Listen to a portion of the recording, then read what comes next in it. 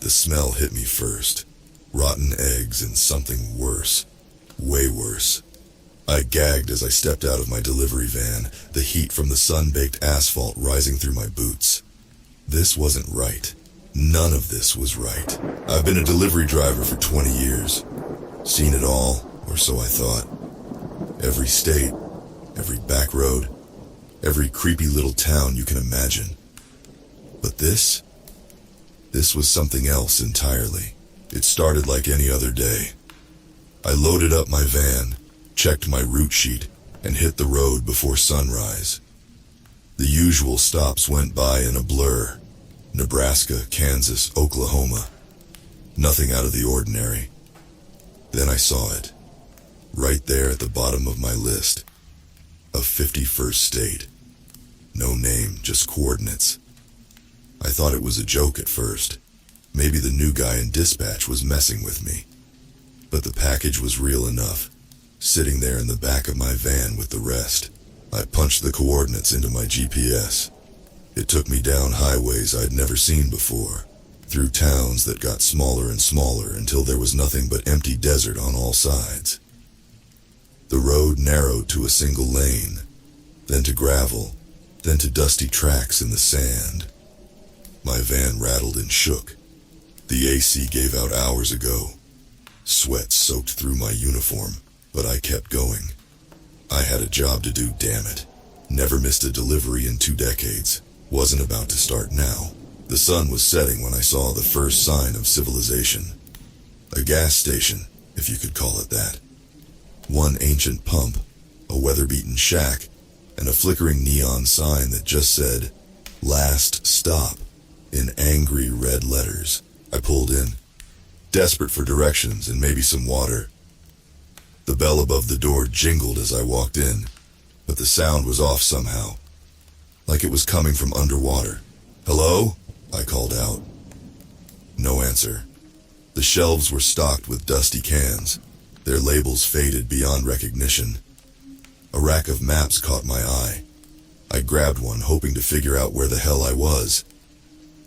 But the map, it was all wrong. States I'd never heard of. Cities in impossible places. And right in the center, taking up half the damn country, was a massive blank space. No name, no roads, nothing. That's when I heard it. A soft shuffling from the back room. "Hello?" I called again, louder this time. "I'm looking for directions. I think I'm lost." The shuffling got louder, closer.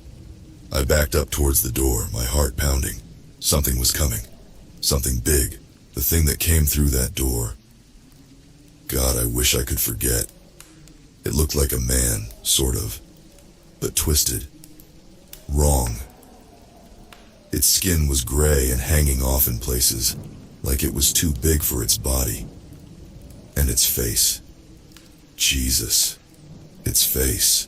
Where eyes should have been, there were just empty sockets, dark and wet like fresh wounds. Its mouth opened impossibly wide, revealing row after row of needle-sharp teeth. I ran. Didn't even think about it. Just turned and bolted for my van. I could hear it behind me, that wet shuffling sound getting closer and closer. I fumbled with my keys, swearing and praying all at once. The engine roared to life just as something slammed into the side of the van. The whole vehicle rocked, and I saw long gray fingers scrabbling at the window. I floored it, tires spinning in the loose gravel, then finally catching. I shot out of that hellhole like a bat out of hell, not daring to look in the rearview mirror. I drove for hours, pedal to the metal, watching the fuel gauge drop lower and lower. The darkness outside seemed to press in on all sides, and strange shapes flitted just at the edge of my headlights. Finally, mercifully, I saw lights ahead. A town. A real town, with streetlights and houses and normal-looking people walking around. I pulled into the first gas station I saw, hands shaking so bad I could barely turn off the engine. The guy behind the counter looked at me like I was crazy when I asked him what state I was in. "Kansas, buddy. Where else would you be?" I wanted to laugh. I wanted to cry. I wanted wanted to tell him everything I'd seen, but I knew he wouldn't believe me. Hell, I barely believed it myself. I filled up my tank and bought every map they had. None of them showed that strange blank space. None of them had any hint of a 51st state, but I know what I saw. I know it's out there, waiting. And I've still got that package in the back of my van, addressed to a place that doesn't exist. I should just go home. Forget about all this. Tell my boss I got sick or something. But I can't. That package is calling to me.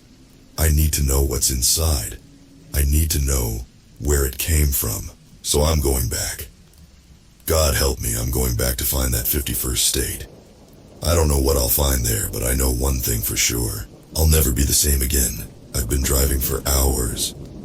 The sun's coming up, painting the sky in shades of blood and bruises. My eyes burn from lack of sleep, but I can't stop. Not now. Not when I'm so close. The package sits on the passenger seat. I swear it's gotten heavier since yesterday. And warmer. Sometimes when the road gets real quiet, I think I can hear something moving inside. My GPS died about an hour back. Screen just went black.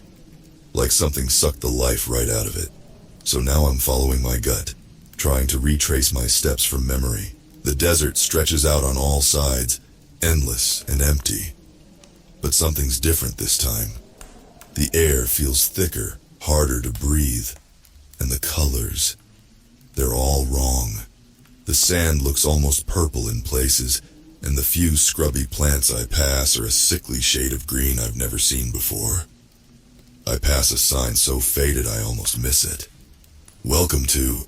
The rest is worn away, but below that, in fresh red paint, turn back now. My hands tighten on the steering wheel. Part of me wants to listen, to spin this van around and never look back. But I can't. I've come too far. The road starts to change. It's subtle at first. A few cracks here and there, weeds poking through the asphalt. Then bigger potholes, filled with something dark that moves when I drive past.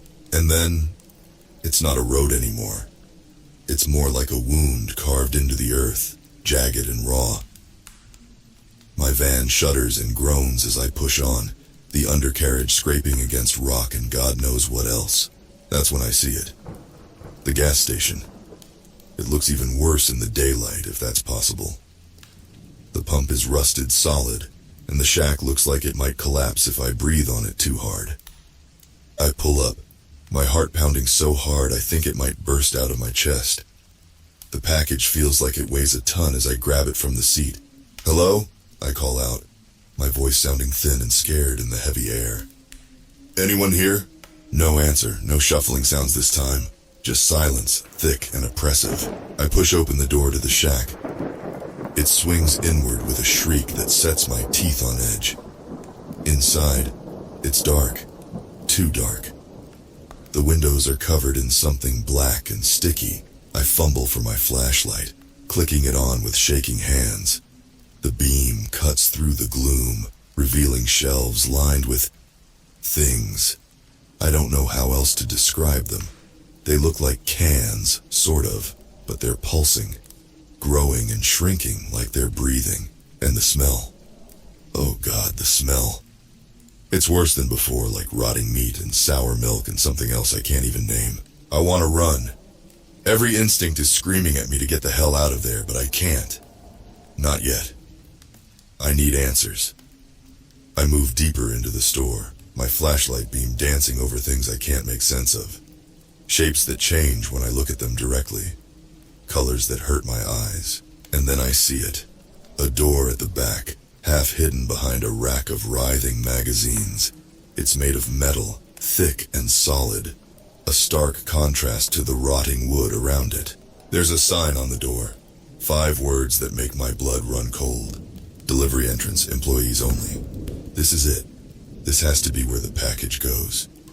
My hands are shaking so bad I can barely hold on to it as I reach for the door handle. It's locked.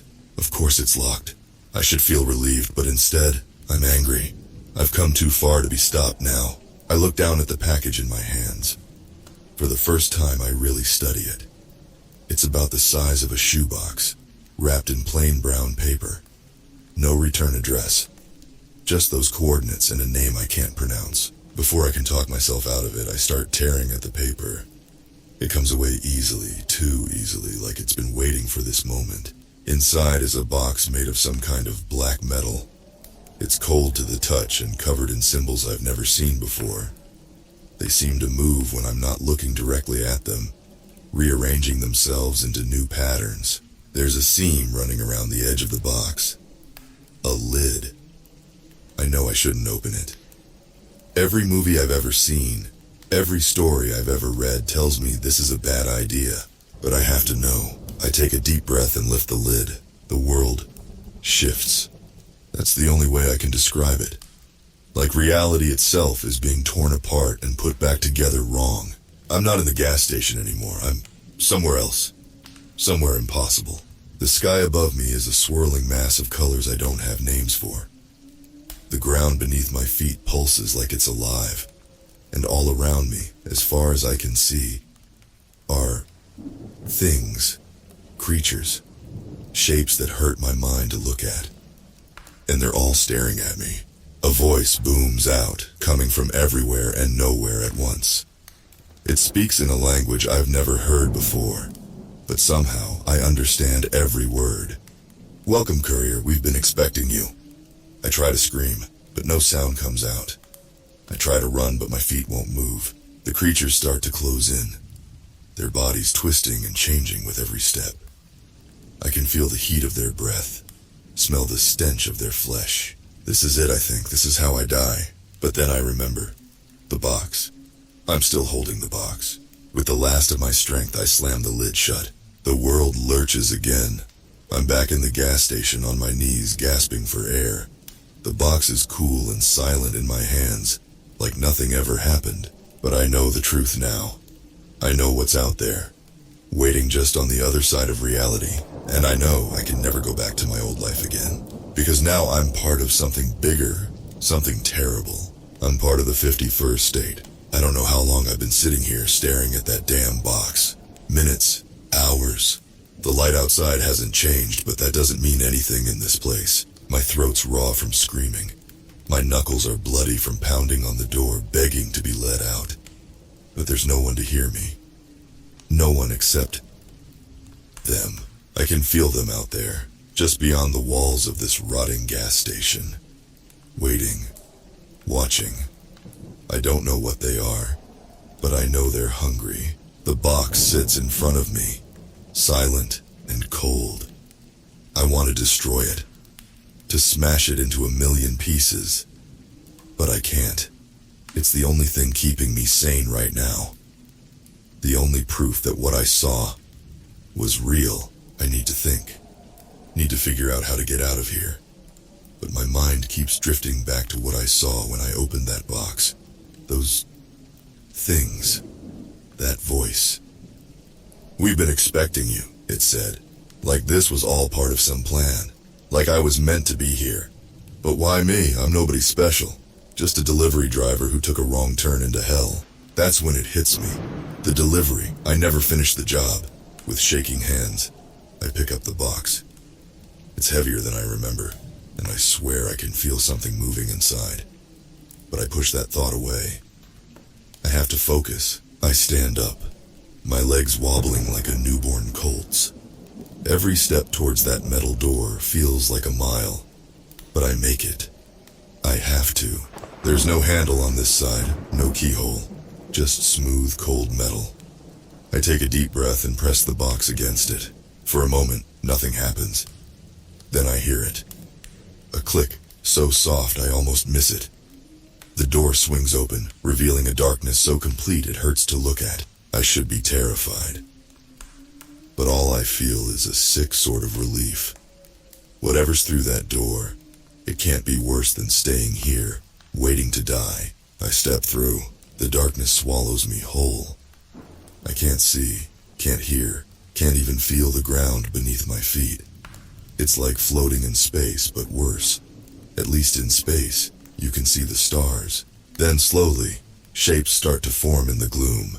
Twisted, impossible shapes that hurt my brain to look at. Colors that shouldn't exist paint the air around me, and in the center of it all, a figure. Human-shaped, but only in the loosest sense of the word. Its skin ripples and shifts, never settling on one form for more than a second. It speaks, and I feel the words in my bones. "You have brought the key. Well done, courier." I try to speak, but my mouth won't work. The figure reaches out, its hand stretching impossibly long. It takes the box from my grasp. As soon as it leaves my hands, reality fractures. The world around me shatters like glass, each shard showing a different scene. I see cities I've never heard of, creatures that shouldn't exist, wars fought with weapons that defy description, and through it all, I see myself, delivering packages to places that aren't on any map, opening doors to realities that shouldn't be. The figure's voice cuts through the chaos. "You see now, don't you? Your true purpose. And God help me, I do. I understand everything. I'm not just a delivery driver. I'm a courier between worlds, a bridge between realities. And I've been doing this job for a lot longer than 20 years. Memories flood back, each one more impossible than the last. I remember delivering a heart to a man with 3 chests. I remember carrying a son in a paper bag. I remember handing over the concept of death to a world that had never known it." The figure nods, as if it can see my thoughts. "You remember? Good. There is much work to be done." It hands me another package. This one's alive, squirming in my grasp. I don't want to know what's inside. "Your next delivery," it says, "to the world where dreams go to die." I want to refuse. Want to run screaming back to my van, back to my normal life. But I can't. This is who I am, who I've always been. I nod, taking the package. Where do I go? The figure points, and reality splits open again. I see a road stretching out before me, twisting in ways that make my eyes water. At the end, a door made of shadows and starlight. "Through there," it says. "And courier, don't be late." I take a deep breath and step onto the road. With each step, I feel myself changing. My body stretches, twists, adapts to this new reality. By the time I reach the door, I'm not sure if I'm human anymore. But it doesn't matter. I have a job to do. I reach out, my hand now a writhing mass of tentacles, and open the door. Beyond lies a world of endless night, where the only light comes from dying stars. I can hear the dreams crying out, begging for release. I step through, the package clutched tight to my chest. Just another day on the job in the 51st state. The world of dying dreams is cold. So cold it burns. Each breath feels like swallowing glass, and the darkness presses in like a living thing, hungry and merciless. I've been walking for what feels like years. My feet, or what used to be my feet, leave trails of glowing ooze with each step. The package in my arms writhes and pulses, getting heavier by the second. All around me I can hear them. The dreams. Whispering, crying, screaming. Some beg for life, others for death. I try to block them out, but their voices seep into my mind like poison. "Please!" one cries, its voice like rusted nails on a chalkboard. "I was so close. Just one more night, one more chance. I want to help. God, I want to help. But I can't. I have a job to do." The path ahead twists and turns, defying all logic. Sometimes I'm walking on solid ground, other times through knee-deep sludge that smells like rotting hope. Once, I find myself crawling across a ceiling made of broken mirrors, each shard reflecting a different version of myself. Finally, I see it. My destination. A massive structure looming in the distance, its shape constantly shifting. One moment it's a crumbling castle, the next a sleek skyscraper, then a writhing mass of tentacles and eyes. As I get closer, I realize what it's made of. Dreams. Millions upon millions of dead and dying dreams, all fused together into this impossible building. The entrance is a gaping maw, lined with teeth that look disturbingly human. I step inside, and the walls pulse around me like a giant heart. "Hello?" I call out, my voice echoing strangely. "I have a delivery." Something moves in the shadows. A figure emerges, tall and spindly, with too many limbs and not enough face. When it speaks, its voice sounds like 1,000 whispers layered on top of each other. "The dream killer has been expecting you," it says, gesturing for me to follow. We wind through corridors that shouldn't exist, passing rooms filled with horrors I can't begin to describe. In one, I see a child's teddy bear, ripping itself apart over and over again. In another, an old man stares at a wall of clocks, all showing different times. Finally, we reach a door made of what looks like human skin. The figure stops, pointing one long, bony finger. "In there," it says, "and courier, don't look it in the eyes for your own sake." Before I can ask what it means, the figure melts back into the shadows, leaving me alone. I take a deep breath, steeling myself for whatever lies beyond. Then I push open the door. The room inside is normal. Shockingly, impossibly normal. A simple office, with a desk, a chair, and a potted plant in the corner. For a moment, I think I've somehow stumbled back into my own world, but then I see the thing behind the desk, and my blood turns to ice. It looks almost human. Almost. But its proportions are all wrong. Like someone tried to build a person out of spare parts. Its skin is pale and waxy, stretched too tight over a frame that's constantly shifting. And its eyes, I remember the warning too late. I look into its eyes, and I see everything. Every dream that ever was or will be. Every hope, every fear, every impossible fantasy. It's beautiful and terrible, and I want to scream, but I can't look away. "Welcome, courier," it says, its voice like silk over broken glass. "I see you've brought me my package." I nod, not trusting myself to speak. I hold out the writhing bundle, trying not to think about what might be inside. The dream killer takes it, its fingers unnaturally long and flexible. As soon as the package leaves my hands, I feel a weight lift from my shoulders, but it's replaced by something worse. A hollow emptiness that threatens to swallow me whole. "You've done well," it says, stroking the package like a beloved pet. "But I'm afraid your job isn't quite finished." It reaches into a drawer and pulls out another package. This one's small, no bigger than a matchbox, but it radiates power, making the air around it shimmer and warp. "This needs to go back," the dream killer says. "Back to where it all began, to the first dreamer." I take the package, my hand shaking. "I don't understand. Where's that?" The dream killer smiles, and I wish it hadn't. Its teeth are needles dripping with something dark and viscous. "You know where," it says. "Deep down you've always known." And suddenly, I do. I see a place beyond time and space. A place where reality is born and dies in the same breath. The source of everything. "How?" I start to ask, but the dream killer cuts me off.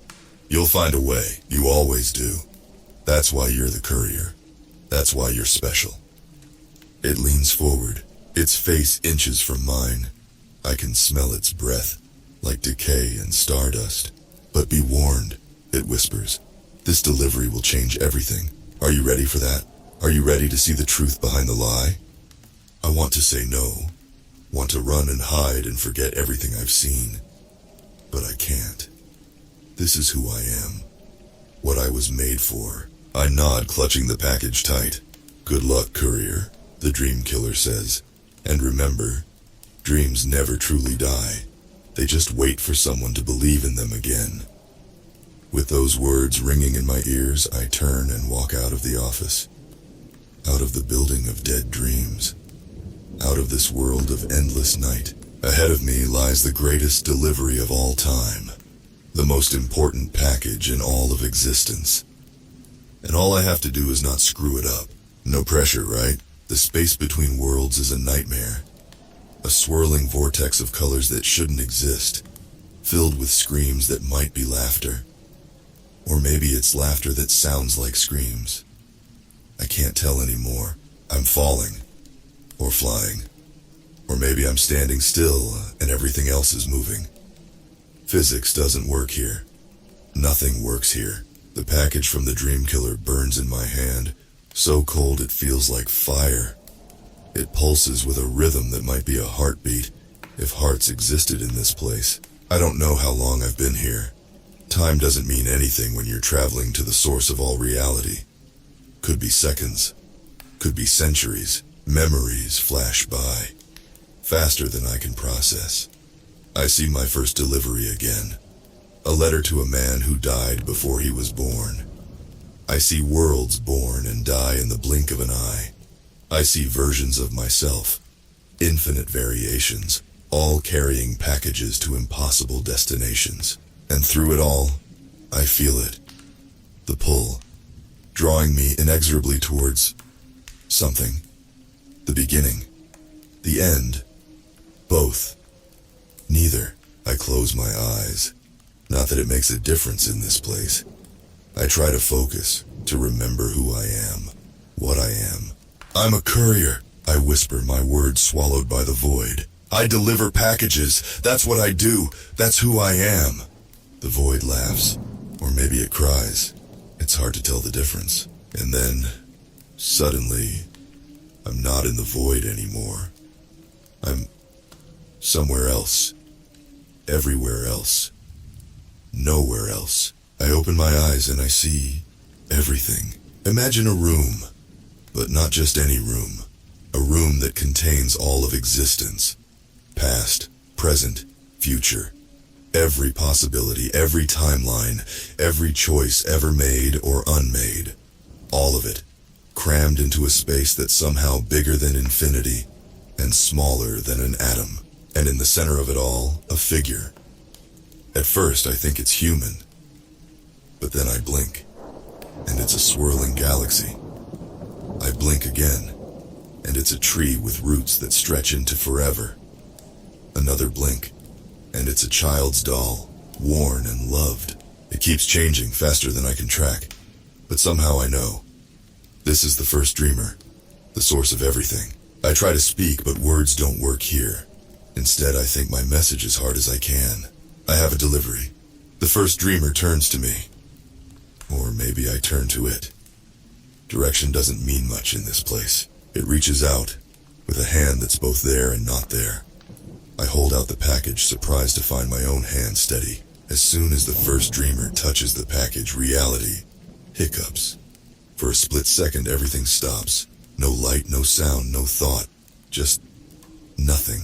And then it all comes rushing back, but different. Changed. The package is gone, absorbed into the first dreamer, and I can see everything. I see the truth behind the lie. The reason for it all. Why I'm a courier. Why the 51st state exists. Why reality is the way it is. It's all a delivery. One massive, cosmic delivery. Reality itself is a package, being carried from one state of existence to another. And we, all of us, every being in every universe, are the couriers. The first dreamer speaks, not in words, but in pure understanding. You've done well, little courier, but your job isn't finished. It's never finished. And I know what it means. This isn't the end. It's just another stop on an endless route. The first dreamer reaches into itself and pulls out something. A package. But not like any I've seen before. It's made of starlight and shadow, of hopes and fears, of beginnings and endings. This needs to be delivered, the first dreamer says, to the place where all roads end, where the last dream dies and the first nightmare begins. I take the package, feeling its weight. It's heavier than worlds, lighter than a thought. But, I think, struggling to form the question, how will I find it? The first dreamer smiles, and it's the most beautiful and terrible thing I've ever seen. You already know the way. You've always known. It's written in your very being, courier, in the spaces between your atoms, in the echoes of your thoughts. And suddenly, I do know. I see the path stretching out before me, winding through realities I can't even begin to comprehend. Go now, the first dreamer says. Deliver the package. Keep the wheels of reality turning. I nod, clutching the impossible package to my chest. I turn to leave, to step back into the void between worlds. But before I go, I have one last question. Will I ever understand it all? I ask. The true nature of reality? The purpose of it all? The first dreamer laughs, and it's the sound of universes being born. Oh, little courier, it says. You already do. You just haven't realized it yet. With those cryptic words ringing in my non-existent ears, I step back into the void. Back into the swirling chaos of creation and destruction. I have a delivery to make. The most important delivery in the history of everything.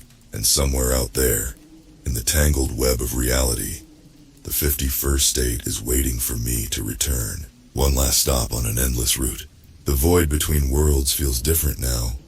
Familiar, almost comforting. Like an old sweater that's seen better days but still fits just right. I'm not falling anymore. I'm surfing. Riding waves of probability through the foam of quantum uncertainty. The package from the first dreamer hums in my grasp. A sound that isn't a sound. Vibrating in frequencies that shouldn't exist. As I travel, I see everything and nothing.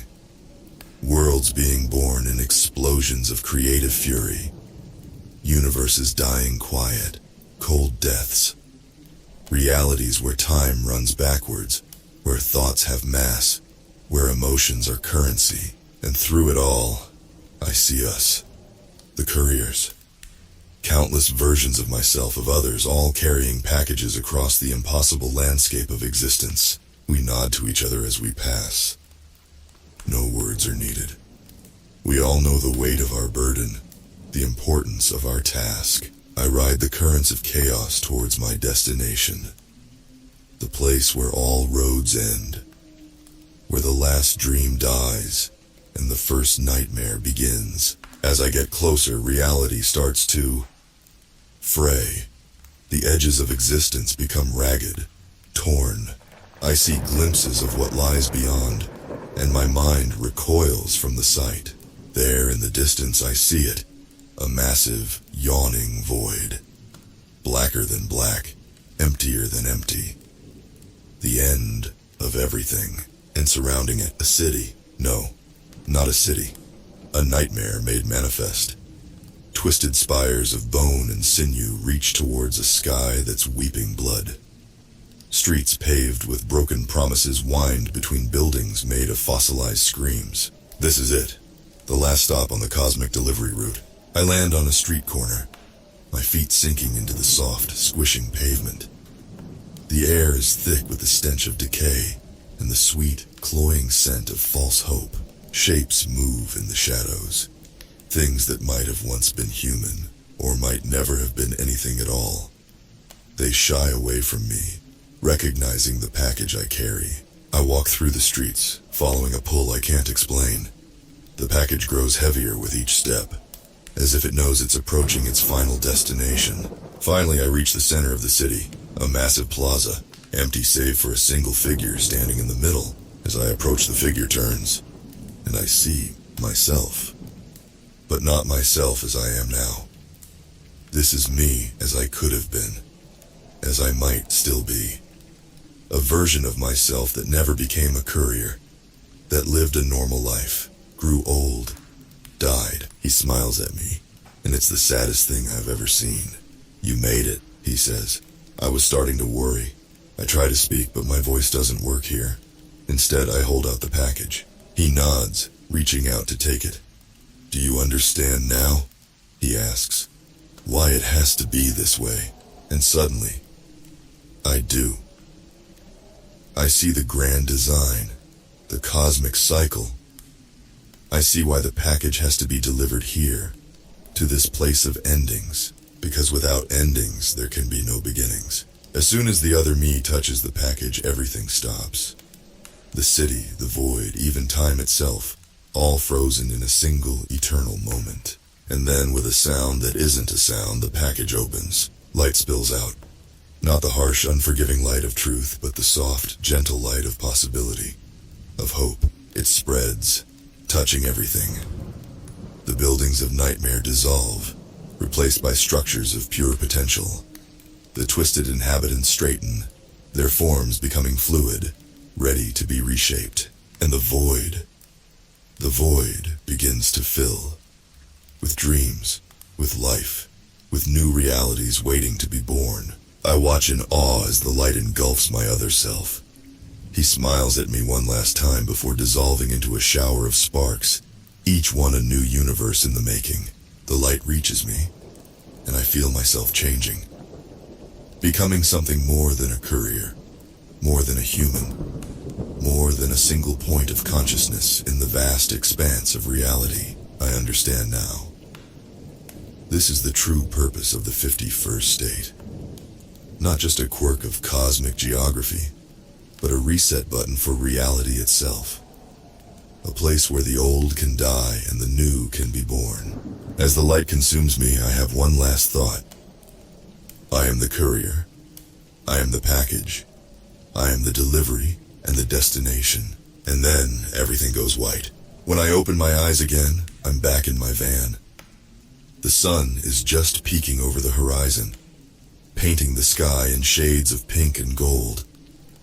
My route sheet sits on the passenger seat, a list of normal addresses in normal states. For a moment I wonder if it was all a dream, a hallucination brought on by too many long hours on the road. But then I see it. At the bottom of the sheet, in ink that seems to shimmer and shift, 51st state, delivery pending. I smile, start the engine, and pull onto the road. Another day, another delivery. The wheels of reality keep on turning. And I'll be there, package in hand, ready for whatever comes next. Because that's what couriers do. That's what I do. Days blur into weeks. Weeks into months. I keep driving, keep delivering. On the surface, everything's normal. Packages, addresses, signatures. The mundane rhythm of a courier's life. But I know better now. Every package is a universe waiting to be born.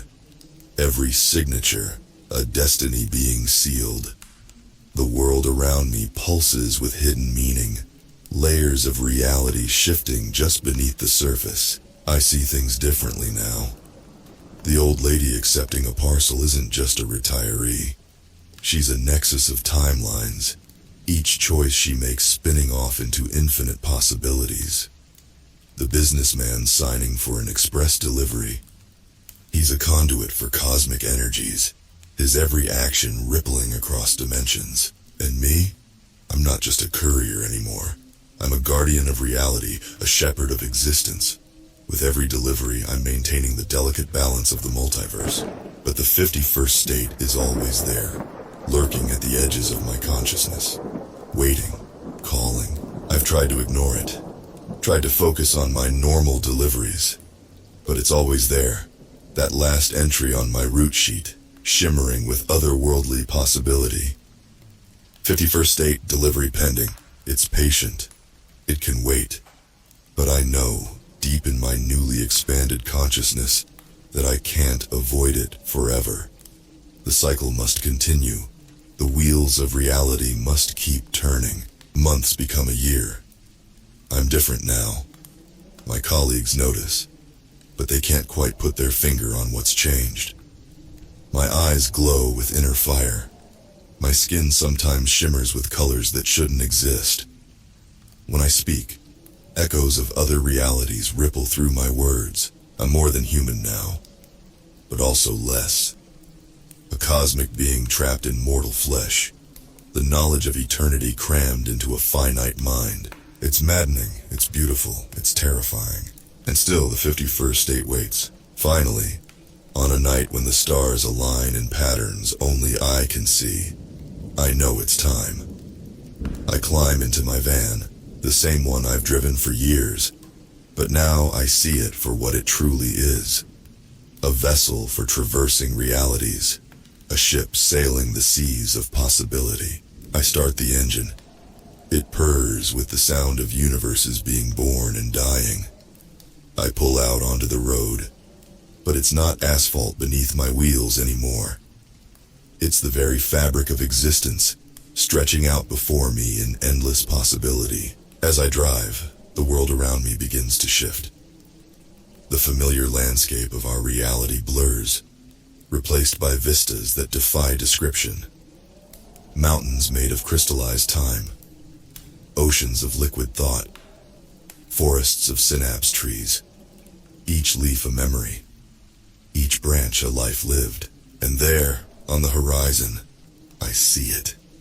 The 51st state, my final destination, my true home. It's beautiful and terrible, a swirling maelstrom of creation and destruction. Shapes form and dissolve, realities collide and merge. It's everything and nothing, the alpha and omega of existence. As I approach, I feel myself changing. My human form dissolves, replaced by something more. I am energy.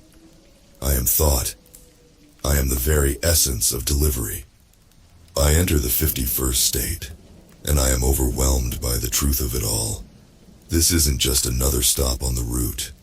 It's the route itself, the source and destination of all deliveries, all realities, all existence. Here, I see the faces of every package I've ever delivered, every life I've touched, every reality I've shaped.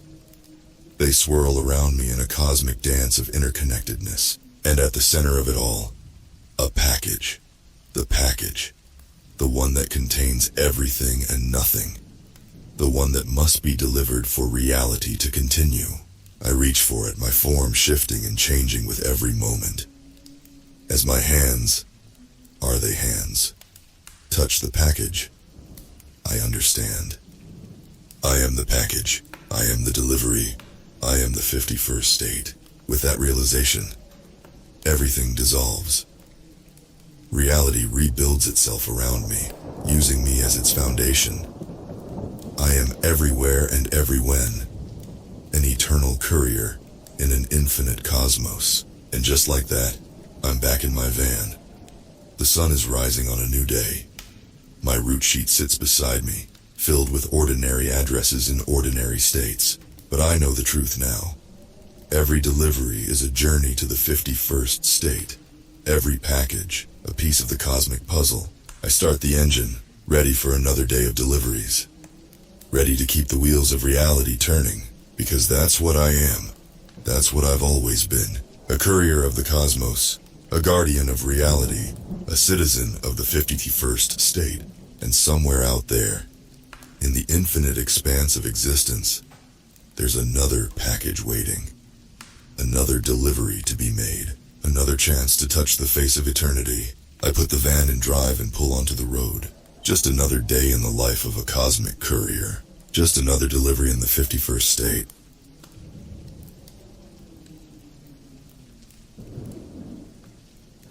I've been driving the same stretch of highway for 20 years. 20 long, lonely years behind the wheel of this big rig. Just me, the hum of the engine, and the road stretching out into the black. It's a simple life, one I didn't mind. Routine was my comfort blanket, and the open road became my therapist. You'd be surprised how much a man can sort out in his head when there's no one to talk to but the endless highway. Every night it's the same route. Pick up the load, drive 500 miles down I-95, drop it off, turn around, and come back. Mile after mile, state after state, the same sights, same rest stops, same billboards, same damn gas stations. The only thing that changes are the mile markers counting down to my destination. Or so I thought. Last night something changed. Something I can't explain. I was halfway through my shift, driving through a stretch of road I'd seen a million times before, when I noticed something strange. The mile markers, those little green signs by the side of the road, counting down the distance to the next city. They started counting backwards. At first, I thought I was seeing things. It had been a long haul, and maybe my eyes were playing tricks on me. I rubbed them, blinked hard, and kept driving. But sure enough, the next sign came up. 278 miles to go. I drove a few more miles, expecting the numbers to keep going down. But when I passed the next sign, it said 280 miles. What the hell? I muttered, gripping the wheel tighter. I shook it off, thinking maybe the signs were out of order. It happens. Some bored teenager probably flipped them around as a prank. But it wasn't just one or two signs. Every single one from that point on was counting backwards. I tried to ignore it, focusing on the road ahead, but something about those numbers. It gnawed at me. My heart started to pound. There's no reason for a mile marker to count up. None. I kept thinking about it, letting it get under my skin until I couldn't stand it anymore. I pulled off at the next rest stop, needed to get out of the truck and clear my head. The parking lot was nearly empty, just one or two other trucks idling in the dark. I got out, stretched, lit a cigarette, and leaned against the side of my rig. The night was quiet. Too quiet. Then I saw him. He was standing at the edge of the lot, just inside the line of trees. Tall, thin, wearing some kind of old, tattered jacket. His face was shadowed, but I could feel his eyes on me, like cold fingers crawling up my spine. He didn't move, didn't say a word, just stood there, watching. I flicked my cigarette into the dirt and climbed back into my truck, locking the doors behind me. I'm not one to spook easy, but something about that guy. Something wasn't right. I shook it off and started the engine, pulling back onto the highway. That's when things got worse. The mile markers weren't just counting backwards anymore. They were flying by faster than they should. It was like time had sped up. My truck was moving at the same speed, but the signs were whipping past like I was barreling down the road at 100 miles an hour. 278, 279, 280, 300. The numbers didn't make any sense. I checked the clock. It said 2:45 a.m., the same time it had said when I left the rest stop. I stared at it, my breath catching in my throat. I should have been driving for at least half an hour, but the time hadn't moved. I pulled my eyes away from the clock just in time to see something dart across the road in front of me. It wasn't an animal. Too big, too fast. I barely managed to swerve out of the way, tires screeching as my rig skidded onto the shoulder. I slammed on the brakes, the truck lurching to a stop, my heart pounding in my chest. I sat there, gripping the wheel, trying to catch my breath. I looked out the windshield, but there was nothing. Just the empty road stretching out in front of me. My headlights illuminated the pavement, casting long shadows into the trees. But whatever had crossed the road, it was gone. I reached for the door handle, hesitated. Every instinct I had screamed at me to stay in the truck. But I had to know. I had to see if something was out there. I grabbed my flashlight and climbed out, the cold night air hitting me like a slap in the face. The road was silent, the kind of silence that gets under your skin. I walked to where I thought I had seen it, my flashlight beam cutting through the dark. I scanned the trees, the bushes, the road, but there was nothing. No footprints, no broken branches, just emptiness. Then I heard it, a whisper. It came from the trees, low and raspy, like the wind had learned to talk. I turned, flashlight trembling in my hand, heart hammering in my chest. "Who's there?" I shouted, my voice echoing back at me. No answer, just that same cold whisper, growing louder, closer. I took a step back toward the truck, my pulse racing, and that's when I saw it. Standing at the edge of the trees, right where I'd seen him before, was the man in the jacket. Only now. Now I could see his face, or what was left of it. I froze, my body locked in place. I couldn't look away from him. His face, or what used to be his face, was a ruined mess of flesh. Patches of skin hung loosely as if it had been peeled away, exposing raw muscle and bone underneath. His eyes were two black pits, hollow and lifeless. He wasn't moving, just standing there in the dark, staring at me like a predator sizing up prey. I stumbled backward, nearly dropping my flashlight. My hands were slick with sweat, and my heart pounded so hard it felt like it might explode. I wanted to run, to get the hell out of there, but my legs weren't working right. They felt like they were filled with lead. The man, or whatever the hell he was, took a step toward me. That broke me out of my paralysis. I turned and bolted back to the truck, sprinting like my life depended on it. My breath came in ragged gasps, and my boots slapped against the pavement as I ran. The distance to the truck felt like miles, but somehow I made it. I threw myself into the cab, slamming the door shut behind me and locking it. My hands were shaking so badly I could barely get the keys in the ignition. When the engine roared to life, I peeled out of there, tires screeching as the truck fishtailed back onto the highway. My heart didn't stop pounding until I was a good 5 miles down the road. But I couldn't shake the feeling that he was still out there, following me, just out of sight. Every few minutes I'd glance in the side mirror, half expecting to see that mangled face staring back at me from the darkness. The mile markers kept counting backward. 310, 309, 308. I tried to make sense of it, tried to convince myself it was just a glitch or some kind of joke. But deep down, I knew something was wrong. The world didn't feel right anymore.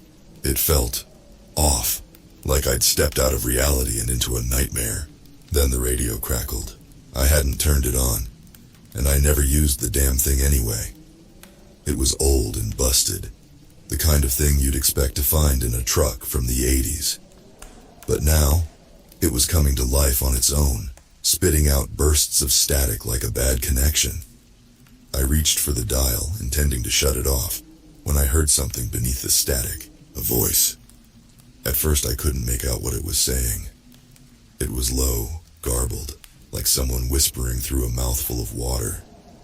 I leaned closer, squinting at the radio as if that would help. And then the words came through, clear as day. "You're going the wrong way." I jerked back, my pulse spiking. My first instinct was to smash the radio to pieces, but instead, I yanked the cord out of the dashboard. The static stopped immediately, plunging the cab into silence. I sat there, breathing hard, staring at the dead radio as if it might come back to life any second. Then I saw it in the mirror, the same faceless man, standing in the middle of the road, right behind my truck. I hadn't passed him, hadn't seen him along the highway. It was like he had just appeared out of thin air. Without thinking, I slammed the gas pedal to the floor, the engine roaring as the truck surged forward. I didn't look back, didn't dare. The mile markers were still counting up, now well past 320, but I didn't care anymore. I just needed to get as far away from that thing as possible. I kept driving, my hands white-knuckling the wheel, my mind racing. I wasn't sure how long I'd been on the road, but the sky was still pitch black. It felt like hours, but the clock hadn't moved. The same time, 2:45 a.m., always 2:45 a.m. It didn't make any sense, none of it did. That's when I noticed the lights. They appeared in the distance, dim at first, like a pair of headlights coming up behind me. But they weren't headlights. They were red, pulsating, growing brighter with each passing second. I squinted, trying to make out what it was. It looked like some kind of truck, but the lights were wrong. Too high up, too bright, too alive. As the lights drew closer, my heart rate spiked again. I could feel the heat from them, even though the truck was still miles away. It was like being under a heat lamp, the kind that cooks you from the inside out. I floored it, pushing my truck to its limit. But no matter how fast I went, the red lights were getting closer. They were chasing me. Panic set in. I didn't know what to do. My mind raced through a dozen different scenarios, none of them good. I couldn't outrun it. I couldn't pull over. And there was no one to call for help. Then suddenly the red lights vanished. I blinked, rubbed my eyes, and glanced in the rearview mirror. Nothing. The road was empty again, like the whole thing had never happened. I wanted to believe I was losing my mind, that this was some kind of nightmare brought on by sleep deprivation.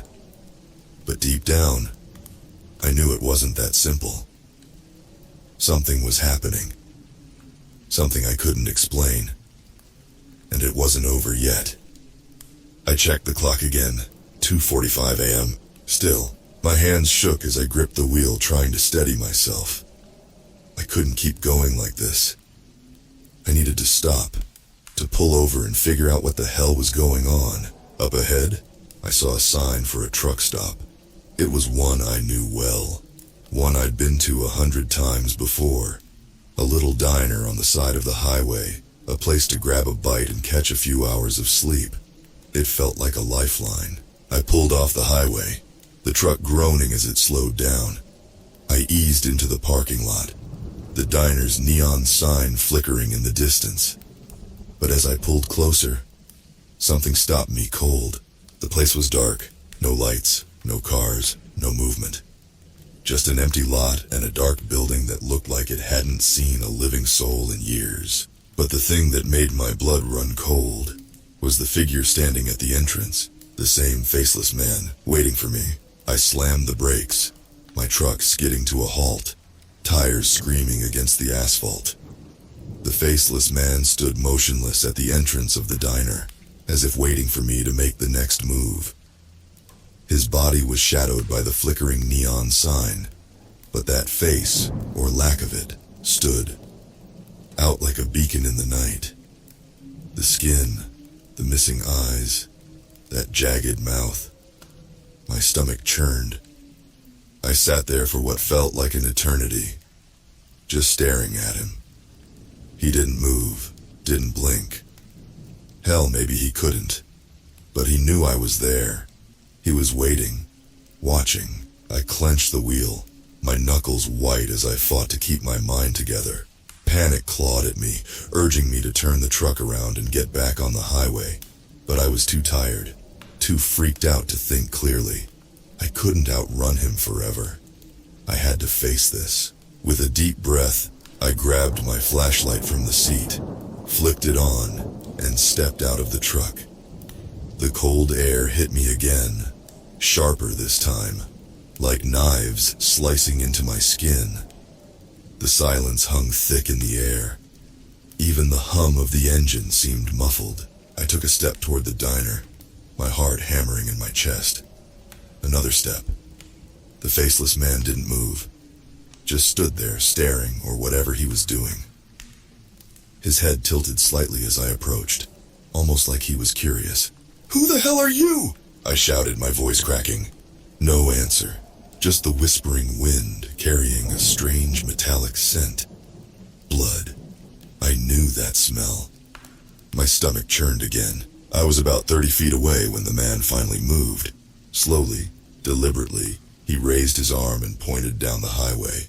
His finger, long and thin like a gnarled tree branch, extended toward the road I had just come from. I followed the direction of his finger with my eyes, expecting to see something, but there was nothing, just darkness and the distant empty highway. "What the hell do you want from me?" I shouted again, my voice shaking with fear and frustration.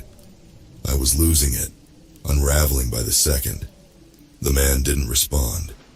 Instead, he began to walk toward me, slow, deliberate steps that sent a shiver up my spine. I backed away instinctively, my flashlight shaking in my hand. I wasn't about to let him get any closer. Not this thing, not with that face. "Stay back!" I screamed, but it was useless. He kept coming. Without thinking, I turned and bolted back to the truck, my legs pumping as adrenaline surged through me. I could hear his footsteps behind me, heavy and unnatural, like something dragging itself across the pavement. I reached the truck, flung the door open, and scrambled inside, slamming it shut behind me. My fingers fumbled for the keys, but I got them into the ignition and cranked the engine. It roared to life, and I floored the gas pedal, tires screeching as I shot out of the parking lot and back onto the highway. I didn't look back. I couldn't. I kept my eyes glued to the road, my hands shaking as I gripped the wheel. My mind was racing, trying to make sense of what had just happened. but there was no sense to it. None of this was real. It couldn't be. The mile markers were still counting backward. 340, 339, 338. Faster and faster, like the road was pulling me backward, dragging me away from whatever destination I was supposed to reach. I checked the clock again. 2:45 a.m. Still. How could that be? I had been driving for what felt like hours, but the time hadn't moved. The same moment, trapped in a loop. An endless night. Then the radio crackled again. This time, I didn't even bother trying to unplug it. I just stared at it, frozen, as the static filled the cab. The same garbled voice came through, clearer now, louder. "You're not supposed to be here." The voice was deeper now, more menacing. It sent chills down my spine. I glanced in the rearview mirror, half expecting to see the faceless man standing in the road again. But there was nothing. Just the empty stretch of highway, the mile markers ticking backward, and the unrelenting darkness. "You're going the wrong way," the voice said again, clearer now, almost mocking. "Shut up!" I screamed at the radio, slamming my fist into the dashboard. The static didn't stop. It grew louder, filling my ears, rattling my brain. And then I saw the lights again, the same red lights from before, glowing in the distance. But this time, they were closer, much closer. And they weren't just headlights. They were something else. Something. Alive. I gritted my teeth, pushing the truck as fast as it could go. But the lights were catching up. They grew brighter, hotter, like twin suns burning in my rearview mirror. I could feel the heat again, like it was cooking me from the inside out. My mind was screaming at me to stop, to pull over, to face whatever was behind me, but my body wouldn't let me. I couldn't stop. Not now. Then the radio crackled once more. "Turn around." The voice was different this time. Not garbled, not distorted. It was clear. And I recognized it.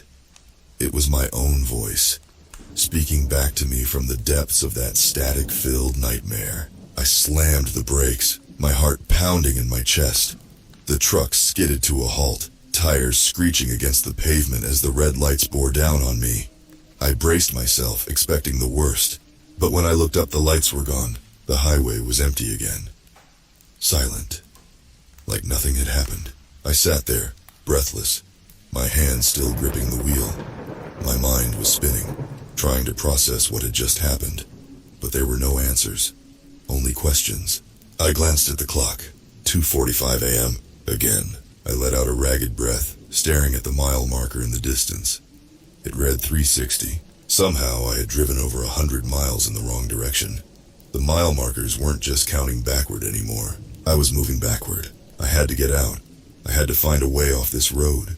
But deep down I knew the truth. There was no way out. My heart pounded in my chest as I sat there, staring at the mile marker in disbelief. 360.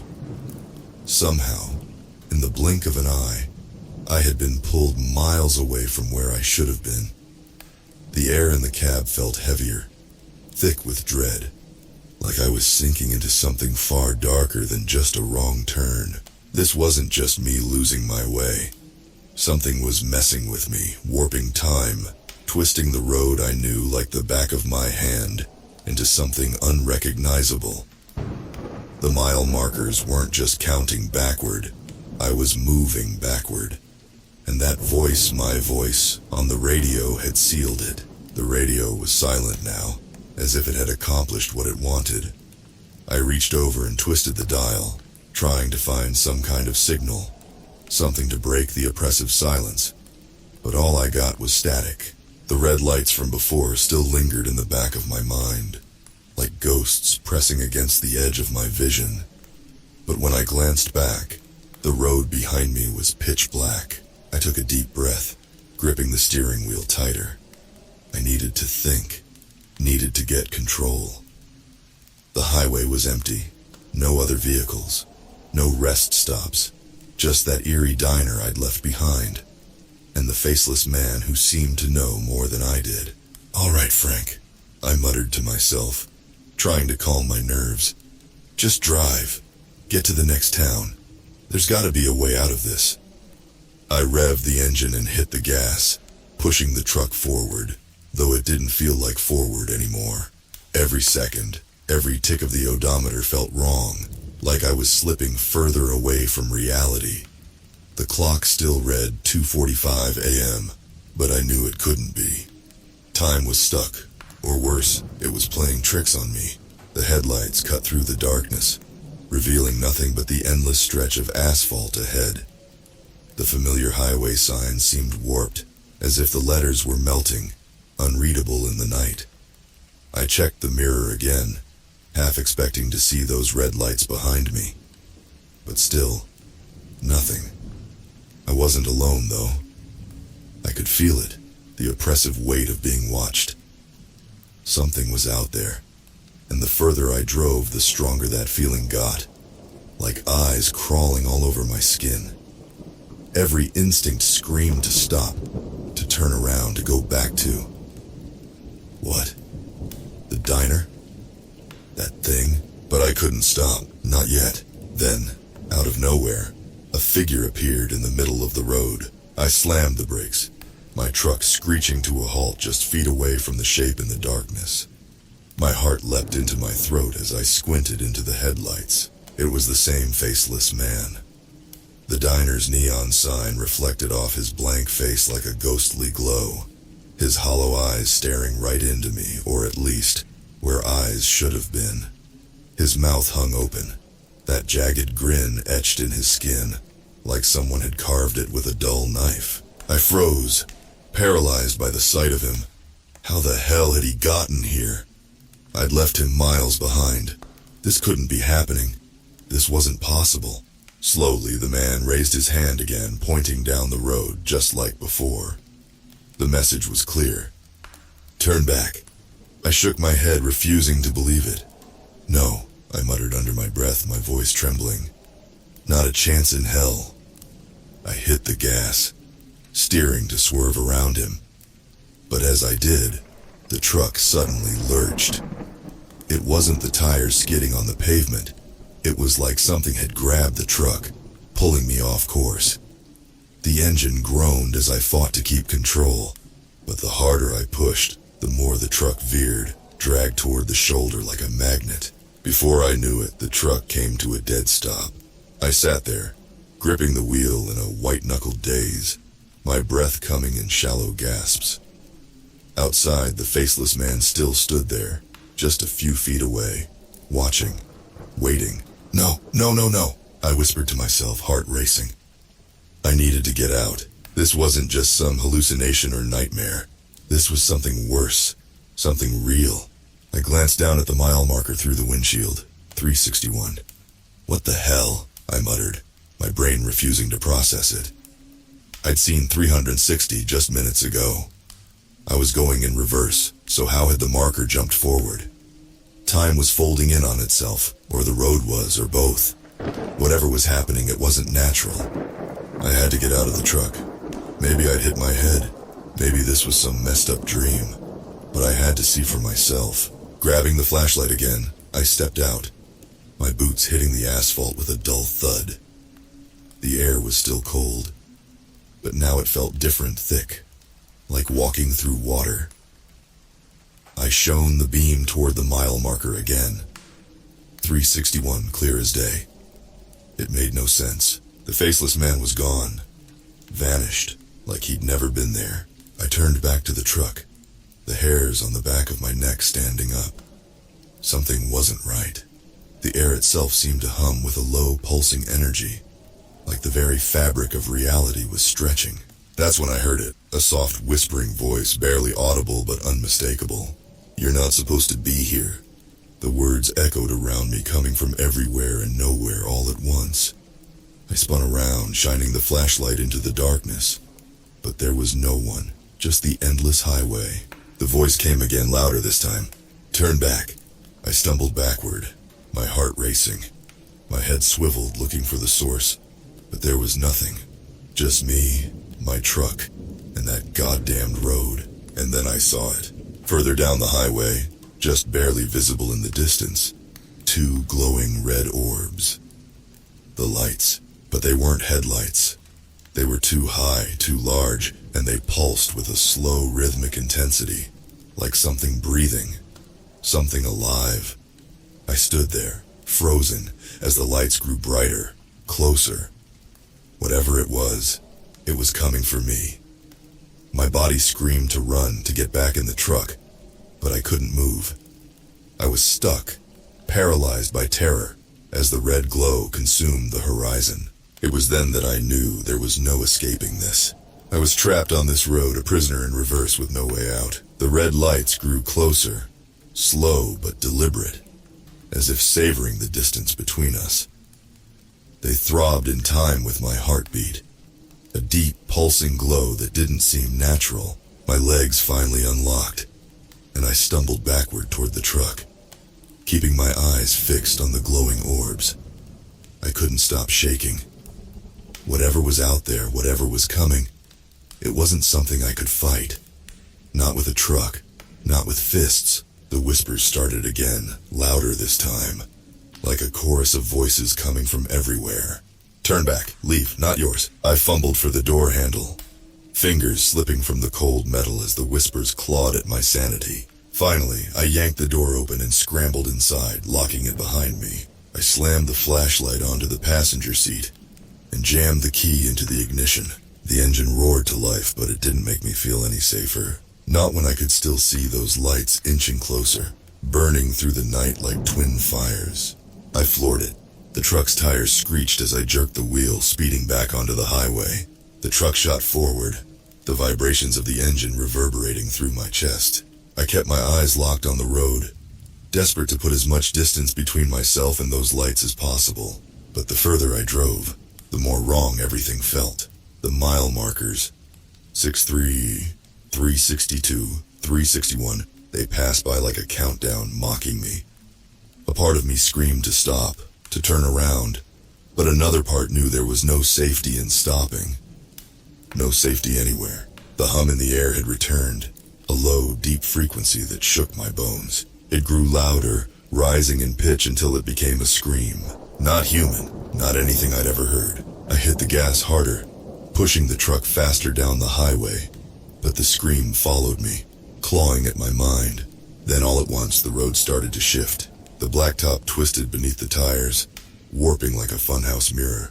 The trees lining the highway bent inward, their branches twisting together to form a tunnel, the stars above flickering like dying embers. My grip on the steering wheel tightened as the truck started to swerve, the road itself fighting me. The odometer spiraled out of control, spinning backward as if time itself had given up on making sense. Ahead of me, the red lights flickered and vanished, swallowed by the shifting darkness. I felt the truck jerk violently to the side as if some unseen force had reached out and grabbed it. The wheel twisted in my hands, nearly ripping them off the steering wheel. I screamed, yanking the wheel back, but it was useless. The truck veered off the road, smashing through the guardrail and hurtling into the trees. Branches cracked and shattered against the windshield as I plowed through the underbrush. I braced for impact, heart hammering in my chest. Then everything stopped. Silence. I opened my eyes, panting, my heart still racing. The truck had come to a stop, its headlights illuminating a patch of trees, casting long shadows that danced unnaturally in the stillness. I was still alive. That much was clear. But something wasn't right. The road, the highway, it was gone. There was no sign of it behind me. No guardrail, no twisted remains of asphalt. I was somewhere else entirely. The radio crackled to life. My own voice again, distant, hollow, echoed through the cab. "You're too late, Frank. You should have turned back." I shivered, glancing around wildly, looking for any sign of what had grabbed the truck. But there was nothing, just darkness. Endless, oppressive darkness. Then I saw it, a shadow moving between the trees. Too tall, too thin, barely more than a silhouette. It moved with unnatural grace, almost gliding over the ground. My mouth went dry as I watched it, every muscle in my body screaming at me to run. But I couldn't. I was frozen, locked in place by sheer terror. The shadow stepped into the beam of the headlights, and I finally saw it. Tall, thin, its limbs stretched unnaturally long, fingers ending in sharp, twisted claws. Its face, or what should have been its face, was a mass of writhing darkness, shifting and pulsating like it was made of liquid. No eyes, no mouth, just a void, an endless black hole that seemed to swallow the light around it. The thing tilted its head toward me, and the whispers returned, louder now, pounding inside my skull. Turn back. My hands shook as I reached for the door, every instinct screaming to get out, to run, but I couldn't tear my eyes away from the creature. It stood there, watching or sensing me, its void-like face rippling with the same unnatural pulse as the red lights I'd seen earlier. There was something wrong about it, something ancient, something that didn't belong in this world, and then it moved. In an instant, it was beside the truck, moving faster than anything I'd ever seen. I didn't even have time to react before the window shattered. Glass exploded inward as the thing's claws punched through the side of the truck, reaching for me. I screamed, scrambling away from the door, kicking at the dashboard as the creature's long fingers wrapped around my leg. Pain shot through me as its grip tightened, like cold iron biting into my skin. I kicked, thrashed, but it was no use. The thing dragged me across the seat, its claws cutting into my flesh, pulling me toward the broken window. My mind raced, heart pounding in my chest as I tried to think of some way out, some way to escape. But the creature was too strong. And then, through the panic, through the agony, I remembered the flashlight. I reached for it, fingers brushing the cold metal as the creature's claws dug deeper into my leg. With a final burst of strength, I grabbed the flashlight and swung it at the thing's arm, smashing it as hard as I could. The light hit the creature's skin, and to my shock, it recoiled. The dark void on its face rippled, twisting into something resembling pain. I swung again, harder this time, and the creature let out a low, guttural hiss before releasing me and disappearing into the darkness. Faster than I could blink, I collapsed back into the truck, gasping for breath, clutching the flashlight like it was my last lifeline. Blood dripped from my leg, staining the seat beneath me, but I didn't care. All that mattered was that I was still alive. For now, I pulled myself upright, wincing at the pain in my leg. The road was gone, the creature was gone, but I knew it wasn't over. Whatever this was, whatever nightmare I'd been dragged into, it wasn't finished with me. The whispers still echoed in my mind like a taunt. Turn back. I sat there, breathing hard, clutching the flashlight like it was the only thing keeping me tethered to this world. My leg throbbed where the creature had grabbed me, and blood soaked into the seat. But I didn't dare look down. It was too real. Too much. The whispers hadn't stopped. They were still there, murmuring in the back of my mind like a broken record. I couldn't shake the feeling that something was watching me, just beyond the light, waiting for the right moment to strike. The dark was alive out here, thick, oppressive, and suffocating. I wiped the sweat from my brow, hands trembling uncontrollably, and glanced around the cab of my truck. It was too quiet, too still. The air felt heavy, almost wet, like I was breathing in damp earth. Every sound seemed amplified, the drip of blood from my leg, the crackle of the radio that had gone silent again. I couldn't stay here, not with that thing out there. With a grunt, I forced myself to move, reaching over to grab my phone from the dashboard. Maybe, just maybe, I could call someone, anyone, get help. Find a way out of this nightmare. My fingers fumbled, slick with sweat and blood. But when I finally managed to unlock the screen, my heart sank. No service. I stared at the screen for a long moment, the reality settling in like a punch to the gut. Of course, there was no service. I wasn't anywhere near where I was supposed to be. Hell, I wasn't even sure if I was on Earth anymore. The road had vanished, swallowed by whatever the hell this was. I had to get moving, find something, anything that made sense. I shifted in the seat, biting back a groan as pain shot up my leg. I could feel the blood starting to clot, the sticky warmth caking my skin, but there was no time to deal with it. I jammed the truck into gear, but before I could slam my foot on the gas, the radio crackled to life again. But it wasn't music, it wasn't static, it was me. "You're close now, Frank. So close, you can't leave. Not yet." I froze, staring at the radio like it might come alive and strangle me next. My own voice, flat, emotionless, was speaking to me. How the hell was that possible? "You were warned, you didn't listen." I gritted my teeth, fingers digging into the steering wheel. I couldn't take much more of this. I'd been driving the same damn route for 20 years and nothing like this had ever happened before. This wasn't real. It couldn't be. But it was, every mile of it. "Who are you?" I shouted, as if the thing in the radio would answer me. "What do you want?" The radio crackled, and for a second, I thought maybe I'd get a response. Maybe it would tell me what I needed to do to get out of here. But instead, the voice, the thing pretending to be me, just laughed. Low, cold, hollow. "Come and see," it whispered. "You can't run forever." I slammed my hand against the dashboard, the impact sending pain shooting through my palm. "Shut up!" The radio went silent, but the damage was done. My nerves were shot, my head spinning. I couldn't think straight, couldn't figure out what was real anymore. All I knew was that I had to keep moving, sitting here, waiting for that creature to come back. That wasn't an option. I hit the gas. The truck lurched forward, tires spinning in the loose earth as I plowed ahead into the unknown. There was no road now, no path to follow, just trees and shadows stretching out in every direction. But I kept going. What else could I do? The whispers grew louder as the truck bounced and jolted over the uneven ground. I could feel them crawling inside my head, sinking their claws into my thoughts. The trees seemed to move with me, twisting and writhing like they were alive, like they were watching me too. And then up ahead I saw it, a light, faint and flickering but real. I pushed the truck harder, speeding toward it like a drowning man reaching for the surface.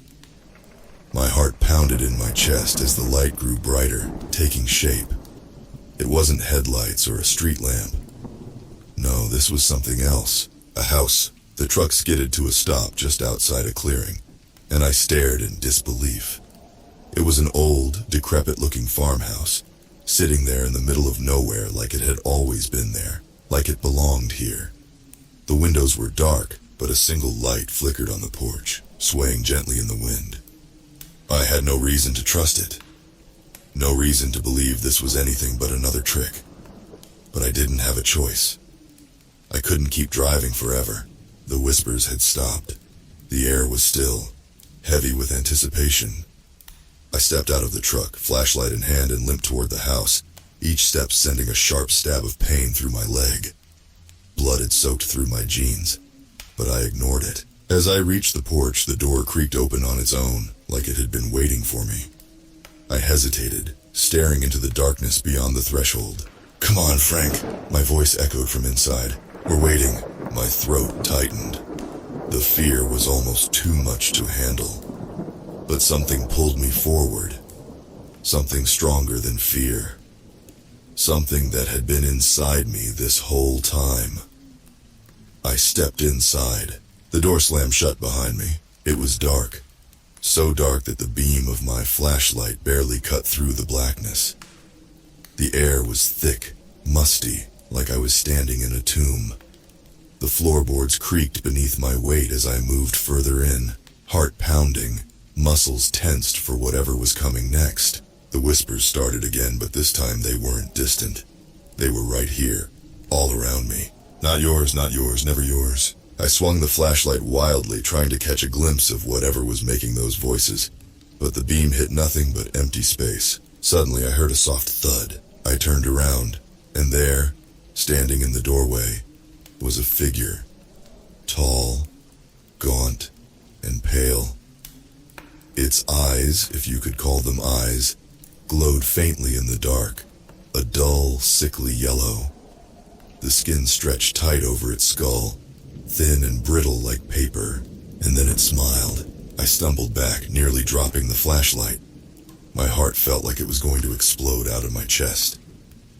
The thing moved closer, slow and deliberate, the smile never leaving its face. "You can't leave, Frank," it said in my voice.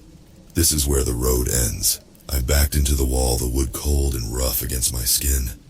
There was nowhere to go, nowhere to run. The figure reached out, its hand skeletal, fingers long and clawed. I closed my eyes, bracing for the end. And then it spoke again. "Come and see." My heart pounded in my chest as the figure drew closer, its pale hand reaching out for me.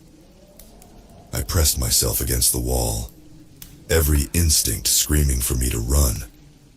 But my legs felt like lead. The figure's smile was a grotesque mockery, its eyes glowing with a sickly light that seemed to pierce through the darkness. "Come and see," it repeated, its voice a chilling echo of my own. There was a coldness in its tone, a finality that sent shivers down my spine. I squeezed my eyes shut, trying to shut out the sight of the thing. I had to think, had to find a way out of this nightmare. The whispers were deafening now, a cacophony of voices blending together into an incomprehensible roar. I was losing myself in the madness, each whisper gnawing at my sanity. The figure's cold fingers brushed against my arm, and I couldn't hold back a gasp of terror. It felt like ice, a biting cold that seemed to seep through my skin. I forced my eyes open, staring at the figure's ghastly face, trying to find something, anything that would make sense of this horror. "Stop!" I shouted, my voice hoarse and desperate. "Just stop!" The figure tilted its head, and for a moment, I thought I saw something change in its expression. A flicker of confusion, or maybe even pity. But it was gone as quickly as it appeared, replaced by that relentless, empty smile. "You've come so far," it said softly, "but you still don't understand." I shook my head, tears of frustration blurring my vision. "Understand what? What is this?"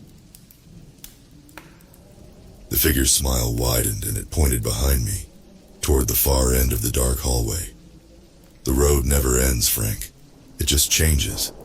But it's always there." I turned slowly, following its gesture.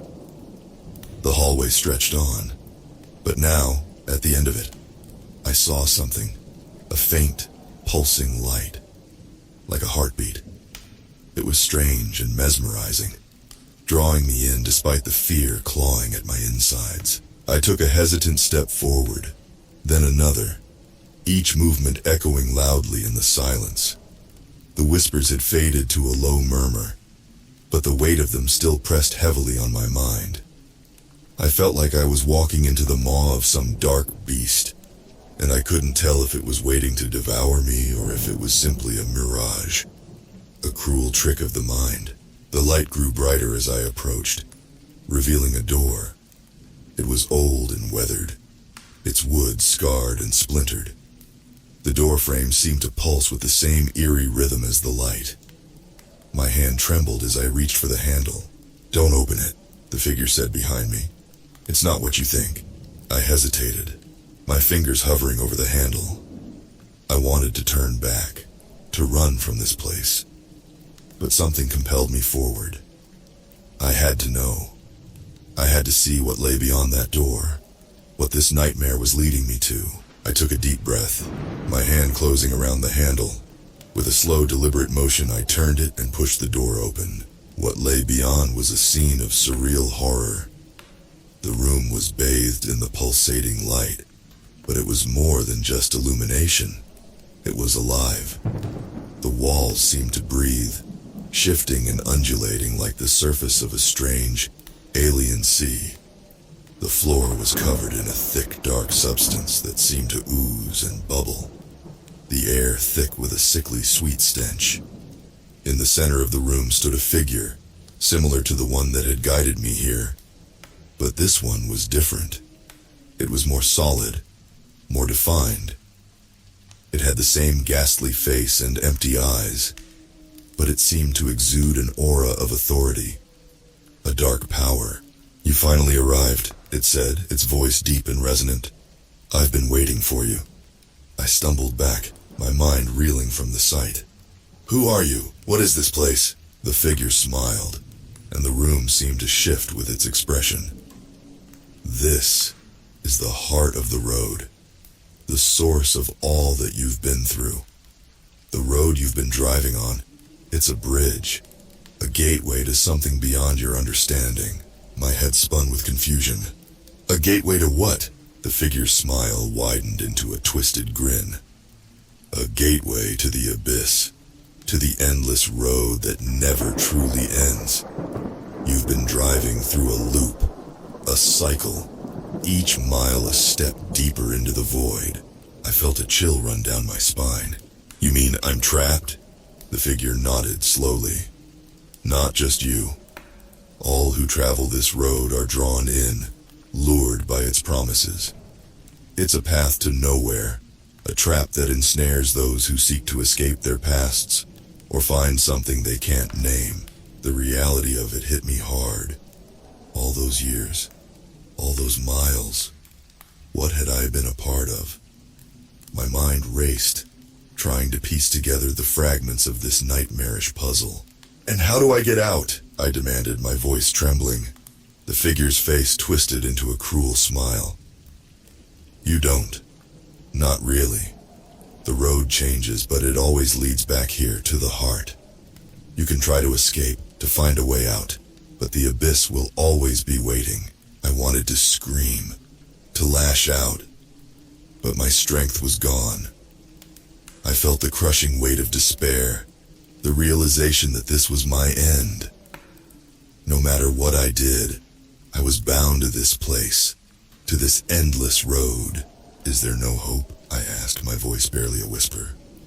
The figure's smile softened, though it was still filled with darkness. "Hope is a fleeting illusion here, but you have a choice, Frank. You can embrace the road, accept it as your own, or you can fight against it. The choice is yours." I stared at the figure, my mind swirling with 1,000 thoughts. The road had taken so much from me, twisted my reality, and now it was offering me a choice I didn't know if I could make. I took a deep breath, trying to steady myself. "I'll fight," I said, my voice filled with resolve. "I won't let this place win." The figure's eyes seemed to flicker with something akin to approval. "Then fight, Frank. But remember, no matter how far you go, the road will always find you." I turned and walked back to the truck, the room and the figure fading into the darkness behind me.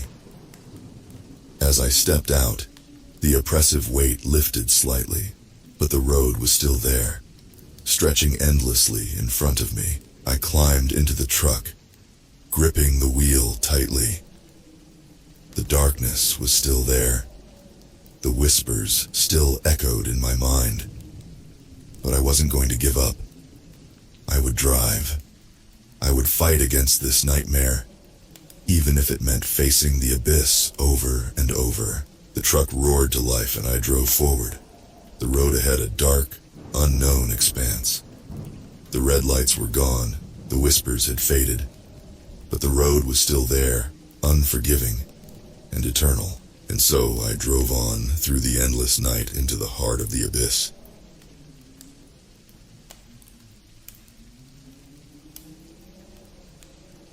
I've been driving trucks for 15 years. I thought I'd seen it all, but this damn load from Reno, it's messing with my head. It started normal enough. I rolled into Reno on a Tuesday looking for work. My rig was empty and my wallet was getting there too. That's when I saw the ad. Urgent. Driver needed for Vegas run. Big pay, fast turnaround. Sounded perfect. I called the number. A man answered, his voice gravelly like he'd been gargling rocks. "How soon can you start?" he rasped. I told him I was ready now. He gave me an address and told me to hurry. The place was way out on the edge of town.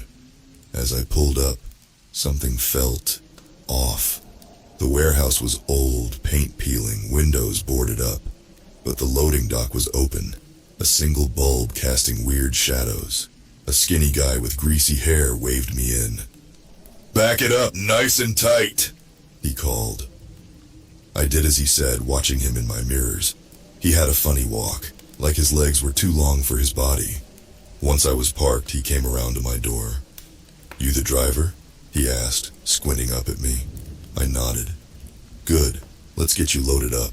We walked to the back of my trailer. That's when I saw it. A single wooden crate about the size of a refrigerator. "That's it?" I asked.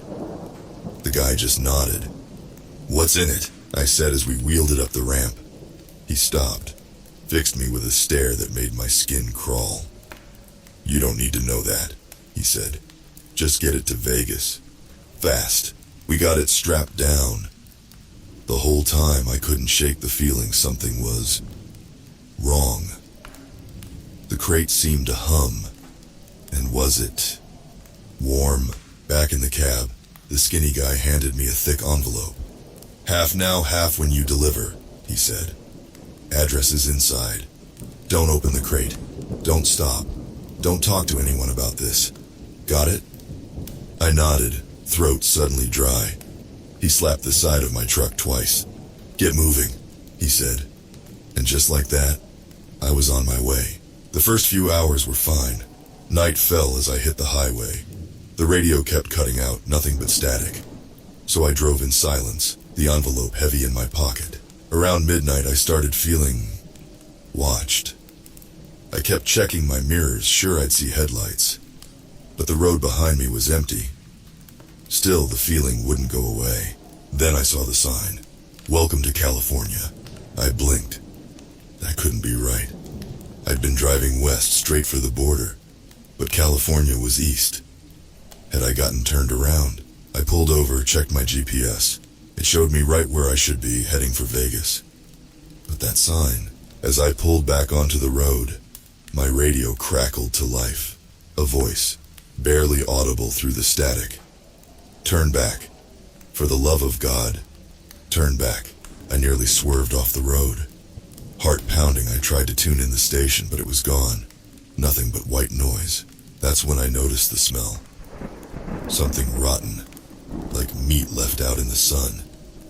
It was coming from the trailer, from the crate. I wanted to stop, to open that damn box and see what the hell I was carrying. But the skinny guy's words echoed in my head. "Don't open the crate. Don't stop." So I kept driving. What else could I do? The hours blurred together. Signs for towns I'd never heard of flashed by. The GPS insisted I was on track, but nothing looked right. And always that rotten smell, getting stronger. Sometime before dawn, I saw lights ahead. A town, finally. Maybe I could get my bearings, figure out where the hell I was. As I got closer, I saw the buildings were wrong. Twisted somehow, like in a funhouse mirror. And the streets were empty. Not a single person or car in sight. I slowed down, peering out the windshield. That's when I saw the figure in the road. A woman, dressed all in white. She was facing away from me, long dark hair hanging down her back. I hit the brakes, horn blaring, but she didn't move. Cursing, I swerved. My trailer fishtailed, the crate slamming against the sides. For a heart-stopping moment, I thought I was going to jackknife. Then I was past her, tires screeching as I fought for control. In my mirror, I saw her turn. Her face. God, her face. It was blank. Smooth skin where eyes and mouth should be. I stomped the gas, my engine roaring. I had to get out of there. Had to get away from whatever that was. As the town faded behind me, my radio crackled again. This time I could make out words. "The crate. Open the crate. It's the only way to end this." I gripped the wheel tighter, knuckles white. What the hell had I gotten myself into? The sky was lightning now, but it wasn't right. Too red, like the air itself was bleeding. And still that damn crate hummed and stank in my trailer. I've been driving for 72 hours now. My GPS says I'm still in Nevada, but I don't believe it. This isn't any Nevada I know. I'm scared. More scared than I've ever been. But I can't stop. Can't open that crate. Can't turn back. So I keep driving. God help me, I keep driving. The sun's been hanging in the same spot for hours now. It's not moving. Just staring down at me like a bloodshot eye. Everything's bathed in this sickly red light. It ain't right. My throat's dry as dust. I finished my last bottle of water. Hell, I don't even know when. Time's all messed up here. But I'm scared to stop, scared to leave my truck. Who knows what's out there in this twisted version of Nevada? The road stretches on forever, disappearing into shimmering heat waves. But it ain't heat, not really. It's like the air itself is wrong. Thick. Makes it hard to breathe. I keep seeing things out of the corner of my eye. Shapes moving in the distance. But when I look straight on, there's nothing there. Just endless desert and that damn red sky. My radio's gone completely haywire. It cycles through stations on its own, spitting out fragments of voices, music, static. Sometimes I swear I hear my name. Jack, Jack. You shouldn't have taken this job, Jack. I try to turn it off, but it won't stay quiet. So I let it play. A demented soundtrack to this nightmare drive. The crate in my trailer. It's changing. I can feel it. The humming's gotten louder, a deep throb that vibrates through my whole rig. And the smell. Christ, the smell. It's like roadkill and rotten eggs and something else. Something I can't even describe. I'm starting to see things that can't be real. A few miles back, I swear I saw a house by the side of the road. But it was upside down, roof buried in the sand, windows dark and accusing. As I passed it, I heard a scream, high and thin, like a child in pain. I wanted to stop, to help, but I couldn't. The skinny guy's words keep echoing in my head. Don't stop, don't open the crate. So I kept driving. God help me, I kept driving. My GPS is useless now. The screen just shows static, occasionally flashing weird symbols I've never seen before. But what choice do I have? I can't turn around. Can't go back to that town with the faceless woman. I try to focus on the job. Get to Vegas. Deliver the crate. But a voice in the back of my head keeps whispering, "You're never getting to Vegas. You're never getting out of this." The road starts to change. Cracks appear, spreading like spiderwebs. In some places, the asphalt bulges up, like something's trying to push through from underneath. I swerve to avoid the worst of it, but it's getting harder. My truck groans and shudders with each impact. How much more can she take? Suddenly, something darts across the road. I slam on the brakes, tires screaming. For a second, I see it clearly. It looks like a coyote, but wrong. Its legs are too long, joints bending in impossible ways, and its face. I squeeze my eyes shut, trying to unsee it. When I open them, it's gone. But I can hear scratching from underneath my truck, like claws on metal. I gun the engine, tires spinning. Gotta get away, gotta keep moving. The scratching fades, but now there's a new sound. A low moan, rising and falling. It's coming from all around me. From the desert itself, I see movement in my mirrors. Dark shapes, flowing across the sand like oil. They're following me, chasing me. I push my rig harder than I ever have before. The engine screams in protest, but I can't slow down. Can't let those things catch me. The moaning gets louder. I can feel it in my bones, in my teeth. It's like the world itself is in pain. Suddenly, the road ahead splits open, a giant crack too wide to cross. I'm going too fast. Can't stop in time. I brace for impact, for the fall. But it doesn't come. Instead, my truck flies. We soar over the chasm, hanging in the air for what feels like forever. We slam back down on the other side, the impact rattling my teeth. But we're still moving, still alive. In my mirror, I see the shapes reach the edge of the crack. They writhe and twist, unable to cross. I've escaped. For now, My heart's pounding so hard I think it might burst. What the hell is happening? What kind of place is this? As if in answer, my radio crackles to life again. This time, it's not static or fragments. It's a clear voice, calm and cold. You can't run forever, Jack. The crate wants what it wants. Open it. End this. I want to. God help me, I want to, but I can't. I made a deal. Gotta see it through. So I keep driving. The sun hangs motionless in the sky. The desert moans. And somewhere behind me, those dark shapes are waiting. I don't know how much longer I can do this. How much longer before I crack. Before I give in and open that damned crate. But for now I drive. It's all I can do. All I have left. Vegas has to be out there somewhere. It has to be, right? I don't know how long I've been driving. My watch stopped working hours, days ago. The gas gauge hasn't moved either. By all rights, I should have run out of fuel long ago.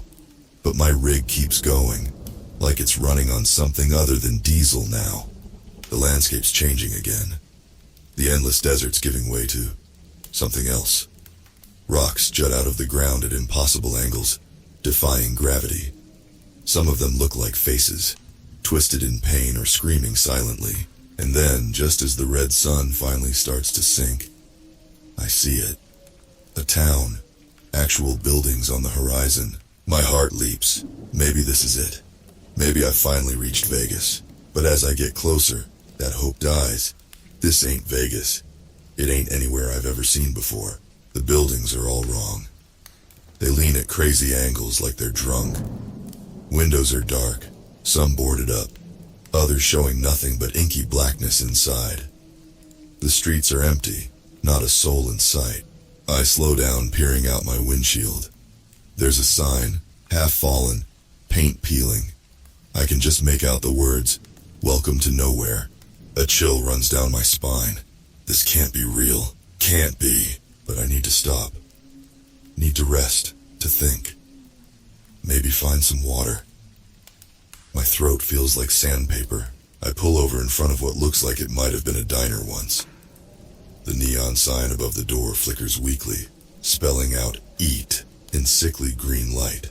For a long moment I just sit there, engine idling. Part of me wants to just keep driving, but I'm so tired, so thirsty. Finally, I kill the engine. The sudden silence is deafening. I can hear my own heart beating, too fast, too loud. I reach for the door handle, then freeze. There's movement in the diner window, a shape just for a second. Then it's gone. My hands shaking as I open the door. The air outside is thick, hard to breathe. And there's that smell again, stronger than ever. Rot and decay and something else. My boots crunch on broken glass as I step down. The street's littered with trash, old newspapers swirling in a wind I can't feel. I walk towards the diner, every step an effort. It's like walking through molasses, like the air itself is trying to hold me back. The diner door creaks open at my touch. Inside it's dark, tables overturned, booths torn, and everywhere that smell. "Hello," I call out. My voice sounds wrong. Too loud in the stillness. No answer. But I hear something. A scratching sound coming from the kitchen. I should leave. Should get back in my truck and drive. But I'm drawn forward, like a moth to a flame. The kitchen door swings open easily, and there, hunched over a pile of something, is a figure. It turns slowly and I see. I can't describe it. Won't describe it. The sight of that thing burns itself into my brain. A nightmare made flesh. I run, stumbling, falling, scrambling back to my feet. Out of the diner, across the glass-strewn street, into my truck.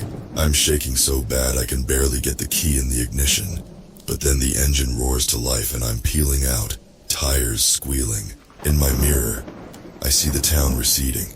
And there, in the middle of the street, stands the thing from the kitchen.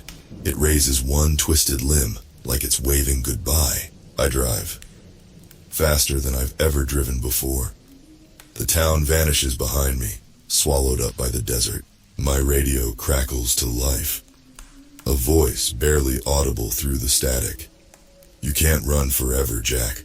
The crate wants what it wants. I want to scream, want to cry, but I do neither. I just drive. The red sun's rising again. Another day in this nightmare. How many more will there be? I don't know where I am. Don't know where I'm going. All I know is I can't stop. Can't open that crate. Vegas has to be out there. Has to be. But a voice in the back of my head whispers, what if it isn't? What if this is all there is now? Just you, the road, and whatever's in that crate. Forever, I try to shut it out. Try to focus on driving, on surviving. But that image from the diner kitchen keeps flashing in my mind. And always, the crate hums and stinks behind me. How much longer can I do this? How much longer before I break? I don't know. But for now, I drive. It's all I have left. All I have left in this endless Nevada night. The road stretches on, an endless ribbon of cracked asphalt. I've been driving for... I don't even know anymore. Time's lost all meaning here. My eyes burn. Gotta stay awake, gotta keep moving, but I'm so tired. So damn tired. That's when I see it. A glow on the horizon. Not the sickly red of the sun, but a warm yellow. A gas station sign.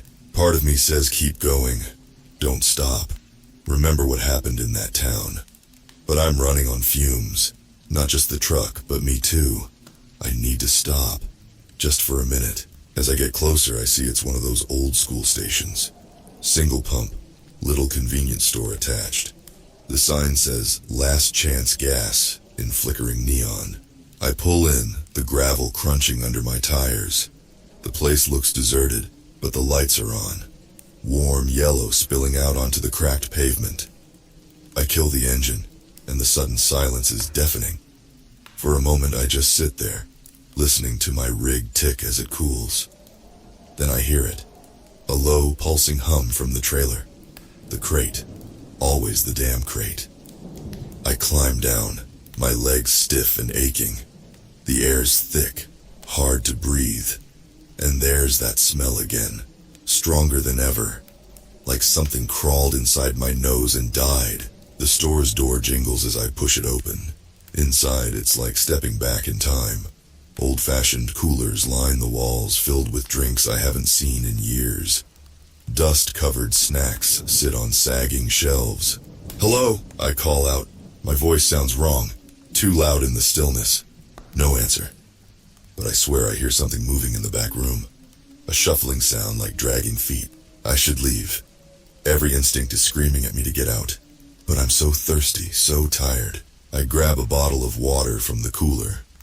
Twist it open with shaking hands. The first sip is heaven. I drain half the bottle in one long gulp. That's when I see it. A flyer taped to the counter. It's yellowed with age curling at the edges. But the words are clear. Missing Jack Holbrook, long-haul trucker, last seen leaving Reno heading for Las Vegas. There's a picture, my picture. But I look, younger, much younger. My legs give out. I sink to the floor, staring at that flyer. How long have I been driving? How long have I been lost? The shuffling sound comes again, closer now. A shadow falls across the doorway to the back room. I scramble to my feet, stumbling towards the exit. But I'm not fast enough. It steps into the light. A man, or what used to be a man. His skin's gray, hanging off his bones in loose folds. And his eyes. God, his eyes are just empty sockets, leaking some kind of black ooze. He opens his mouth. No sound comes out, but I hear the words in my head. Open the crate, Jack. It's the only way to end this. I run. Out the door, across the gravel, into my truck. The engine roars to life, and I'm peeling out before I even close the door. In my mirror, I see the thing that used to be a man standing in front of the store. It raises one withered arm, pointing at me. No, not at me. At the trailer. At the crate. I drive. Faster and faster until the gas station's just a pinprick of light in my mirror. Then it's gone. Swallowed up by the darkness. My heart's pounding so hard I think it might burst. What the hell was that thing? And that flyer? How long have I really been out here? The radio crackles to life. Through the static, I hear a familiar voice. My voice. You can't run forever, Jack. The crate wants what it wants. Open it. End this. I want to. God help me, I want to, but I can't. I made a deal. Gotta see it through. So I keep driving. The red sun hangs motionless in the sky. The desert stretches on forever. And always, always, that damn crate hums and stinks behind me. I don't know how much longer I can do this. How much longer before I crack. Before I give in and open that damned box. But for now I drive. It's all I can do. All I have left. Vegas has to be out there somewhere. It has to be. Even if I'm starting to think, maybe I've been driving a lot longer than 72 hours. Maybe I've been driving forever. The engine starts to sputter just as the red sun dips below the horizon. I've been pushing my rig too hard, for too long. Something's gotta give. I nurse it along for a few more miles, but it's no use. With a final rattling cough, the engine dies. I coast to a stop on the shoulder of the road, if you can even call it a road anymore. It's more like a scar cut into the desert. For a long moment I just sit there, gripping the wheel. The silence is crushing. No engine noise, no radio static. Nothing but the ever-present hum from the trailer. I know I should get out. Pop the hood. See what's wrong. But I'm scared. Scared of what might be waiting out there in the dark. Finally, I work up the courage. I grab my flashlight, take a deep breath, and open the door. The desert night is cold. Wind whips sand against my face as I make my way to the front of the truck. I lift the hood, and that's when I hear it. A skittering sound, like something with too many legs moving fast. I whirl around, flashlight beam cutting through the darkness. For a second I see something. A mass of writhing shapes just at the edge of the light. Then it's gone, melting into the shadows. My hands are shaking so bad I can barely hold the flashlight. I turn back to the engine trying to focus, but it's useless. I'm no mechanic, and whatever's wrong with this rig, it's beyond my skills to fix. That's when I smell it, that rotten, sickly sweet stench, stronger than ever. It's coming from the trailer. I stumble back, gagging. The smell's so thick I can almost see it, a greenish haze in the air. And then I hear the voice. Not from the radio this time, from the crate. Open me, Jack, it's time, open me and end this. I back away, shaking my head. No, I whisper. No, I can't. The voice gets louder, angrier. Open me! The trailer starts to shake. I hear metal groaning, straps snapping. Whatever's in there, it's trying to get out. I run. Into the desert, away from the road. Sand sucks at my boots, slowing me down. But I keep going. Gotta get away. My foot catches on something. I go down hard, face first into the sand. For a moment I just lie there, heart pounding. Then I feel it. Something moving underneath me. The sand's shifting, rising. I scramble back as a human hand, bursts out of the ground. Then another and another. All around me, bodies are clawing their way out of the sand. Men, women, children, all in various states of decay, all reaching for me. One of them grabs my ankle. Its touch is like ice, seeping the warmth right out of me. I kick free, but there are more. So many more. They're speaking, all of them. A chorus of rasping voices. Open the crate, Jack. Free us. Free yourself. I fight my way through them. Their cold hands grasping, tearing at my clothes. I don't know how, but I make it back to the truck. I slam the door, locking it for all the good that'll do. Through the windshield I watch as the horde of whatever they are surrounds the truck. Their faces press against the glass, mouths moving in silent pleas. The crate's voice rises above the rest. You can't run anymore, Jack. You can't hide. Open me. It's the only way. I close my eyes, trying to shut it all out. But I can still hear them. Still smell that rotting stench. How long can I hold out? How long before I give in? I don't know. But I know I can't open that crate. Can't let out whatever's inside. So I sit and I wait. For dawn, for rescue, for something.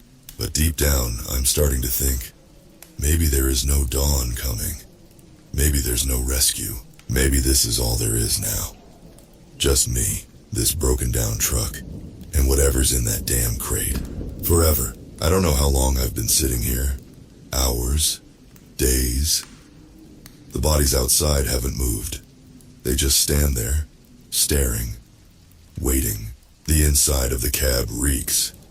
That smell from the crate has seeped in, coating everything. My throat burns with every breath. I'm so tired, so damn tired, but I can't sleep. Every time I close my eyes, I see things, horrible things, memories that can't be mine but feel so real. I see myself driving this same road over and over. Different trucks, different times, but always the same cargo. Always the crate. And always it ends the same way. With me opening it. The voice from the crate hasn't stopped. It's softer now, almost gentle. "It's okay, Jack," it says. "You can rest soon. Just open me. Let it all end." Part of me wants to. God help me, part of me wants to fling open that trailer and see what's inside. To end this nightmare one way or another. But I can't. I made a deal. Gotta see it through. Don't I? My radio crackles to life. For a moment, I think it's the crate again. But this voice is different. Familiar. Jack, can you hear me?" It's Sarah. My wife. My dead wife. "Sarah?" I whisper. "How?" "Jack, listen to me." Her voice is urgent. "You have to open the crate. It's the only way to save us. To save everyone." "No." I shake my head. "You're not real. This isn't real." "I'm real, Jack. As real as anything in this place. Please, baby. Open it. Let us out." I squeeze my eyes shut, hands clamped over my ears. But I can still hear her. Still hear all of them. When I open my eyes again, she's there, sitting in the passenger seat. She looks just like she did the day she died. The day No, I can't think about that. Can't remember. "Jack." She reaches out, her hand stopping just short of touching me. "You've been running for so long. It's time to stop. Time to face what's in that crate." "What is it?" I ask. "What's in there?" She smiles, sad and sweet. "You know, Jack, deep down you've always known." And I do. God help me, I do. It's me. It's always been me. Every sin, every mistake, every dark thought I've ever had. All the things I've been running from, they're all in that crate. "If I open it," I say, my voice shaking, "what happens?" "It ends," Sarah says. "All of it. The driving, the running, the pain. You can rest." I look out at the horde of bodies. They're all watching me. Waiting. "And them?" I ask. "They go free," Sarah says. "We all do." I close my eyes. Take a deep breath. When I open them, Sarah's gone. But I can still feel her presence. Slowly, I reach for the door handle. My legs nearly give out as I step down onto the sand. The bodies part, making a path to the trailer. Every step is a struggle. Like I'm walking through molasses. The stench gets stronger as I get closer, making my eyes water. I reach the trailer doors, my hands shaking as I grab the handle. One last chance to turn back, to keep running. But I'm so tired of running. I pull the door open. The stench hits me like a physical blow. I stagger back, gagging. For a moment, all I can see is darkness. Then, light, blinding, searing light pouring out of the crate. I shield my eyes, squinting against the glare. As they adjust, I start to make out shapes, images, memories. I see myself as a kid stealing money from my mom's purse.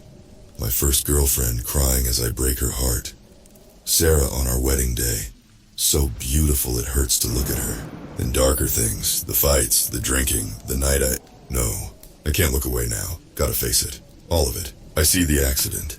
The truck I was supposed to be driving wrapped around a minivan. A family inside. My family. I'd switched shifts with another driver. Told Sarah I'd be home. But I was in a bar instead. When I heard about the crash, I ran. Took another job, another route. Kept running for... How long? The images swirl faster. Years passing in seconds. Me, driving endless roads. Always with the crate. Always running. And now finally I've stopped. The light gets brighter. So bright it should burn. but it doesn't hurt anymore.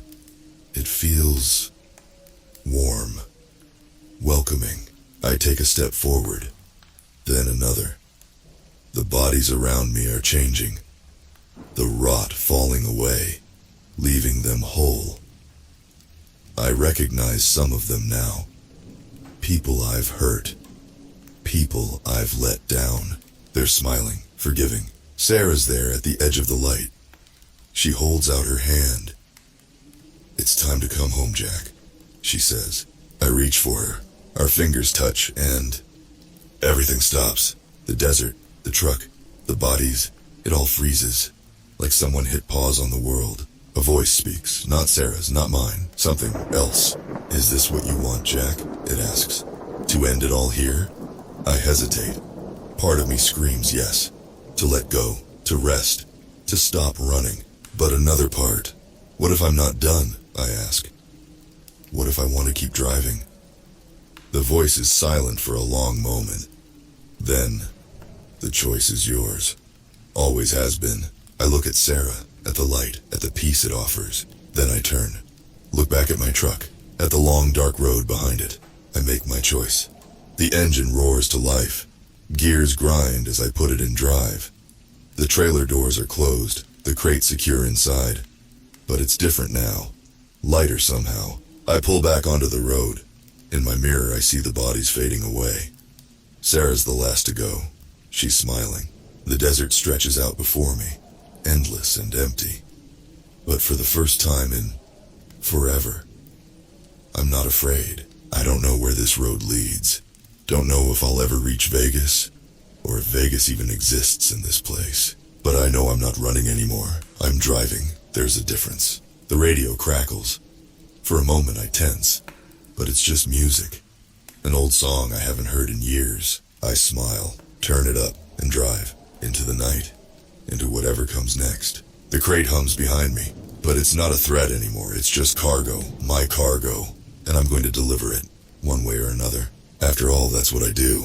I'm a truck driver, and I've got a job to finish.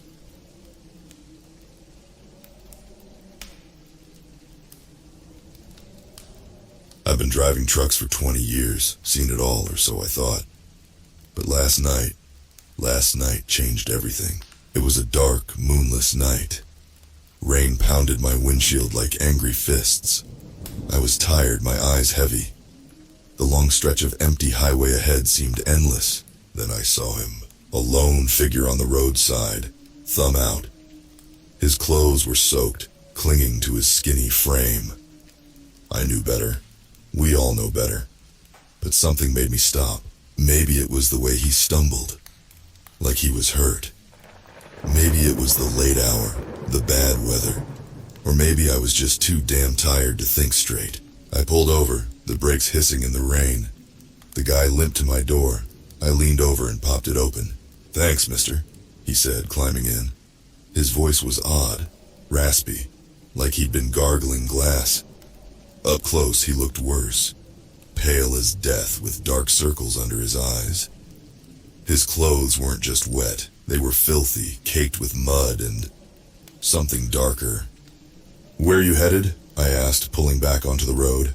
He didn't answer right away, just stared ahead, his eyes reflecting the glow of my dashboard lights. When he finally spoke, it sent chills down my spine. "Anywhere but here." I should have kicked him out right then, but I didn't. Biggest mistake of my life. We drove in silence for a while. The rain got worse, turning the world outside into a watery blur. I tried to focus on the road, but I kept glancing at my passenger. Something was off about him. The way he sat, too still. The way he breathed, too shallow. And that smell, like wet earth and rotting meat. "So," I said, trying to break the tension, "what's your story? What are you doing out here in the middle of nowhere?" He turned to me slowly, his eyes hollow. "Running?" he whispered. "From what?" His lips curled into a smile that made my blood run cold. "You don't want to know." I gripped the steering wheel tighter, my knuckles turning white. "Try me," I said, trying to sound braver than I felt. He leaned in close. I could smell his breath like an open grave. "They're after me," he hissed. They want what I took. My heart was pounding now. Who's after you? What did you take? He reached into his jacket. I tensed, ready for a weapon. But what he pulled out was worse, much worse. It was a hand. A human hand, severed at the wrist. The skin was pale, the fingernails blue. A wedding ring glinted in the dim light. I slammed on the brakes, the truck skidding on the wet road. What the fuck?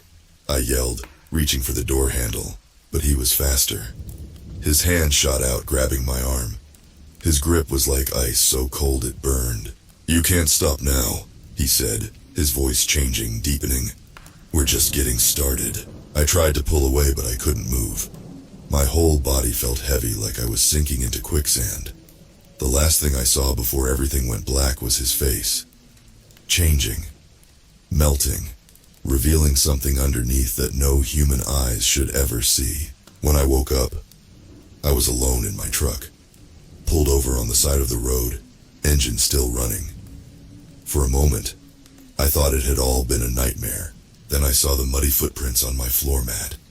Smelled that terrible stench lingering in the air, and felt the ache in my arm where he'd grabbed me. It was real, all of it. I don't know how long I sat there, shaking. The sun was coming up by the time I finally pulled myself together enough to start driving again. I should have gone to the police, should have reported what happened. But who would believe me? Hell, I barely believed it myself, so I did the only thing I could think of. I drove. Fast and far, putting as much distance between me and that nightmare as I could.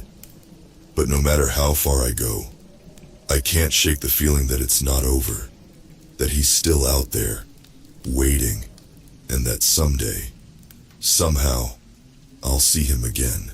There's a reason we don't pick up hitchhikers. I learned that lesson the hard way. And now every time I see a lone figure on the roadside, I remember that night. I remember that face. And I drive on, praying that whatever's out there in the darkness stays there. But deep down, I know the truth. The darkness doesn't stay put. Sometimes it hitches a ride, and once it's in, it never really leaves. So if you're out there on the roads at night, and you see someone thumbing for a ride, just keep driving. Don't slow down. Don't look back, because you never know what might be trying to get in. A week passed. I tried to forget, to convince myself it was just a bad dream. But the nightmares wouldn't stop. Every night I'd see his face, that inhuman thing hiding beneath human skin. I'd wake up screaming, drenched in sweat. I kept driving. What else could I do? Bills don't pay themselves and trucking's all I know. But every mile felt wrong, like I was running from something I couldn't escape. It was on a Tuesday when things got weird again. I was at a truck stop filling up. The sun was setting, painting the sky blood red. That's when I noticed the writing on the bathroom wall. Normally, I don't pay attention to that crap. But this was different. It wasn't some crude joke or phone number. It was a message. For me. I know what you saw, it said. He's coming back for you. My blood turned to ice. I looked around, half expecting to see him standing there. But the lot was empty. Just a few other trucks and some tumbleweeds blowing by. I got out of there fast. Didn't even wait for a full tank. Just threw some cash at the clerk and hit the road. As I drove, my mind raced. How? How could anyone know? I hadn't told a soul about that night. Was I going crazy? The miles rolled by, but I couldn't shake the feeling of being watched. Every set of headlights in my rearview mirror made my heart jump. Every shadow on the roadside looked like a man with his thumb out. It was near midnight when I saw the flashing lights ahead. A police roadblock. Great. Just what I needed. I slowed down, hands gripping the wheel so tight my knuckles turned white. A cop approached, flashlight in hand. License and registration, he said, shining the light in my face. I handed them over, trying to keep my hand from shaking. He looked at my papers, then at me. His face was hard to read in the harsh light. You seen anything unusual tonight? He asked. My throat went dry. Unusual how? He paused, like he was choosing his words carefully. We got reports of a man on the road, trying to flag down trucks. But the descriptions, they don't make sense. My heart was pounding so loud I was sure he could hear it. What kind of descriptions? The cop leaned in closer. I could smell coffee on his breath.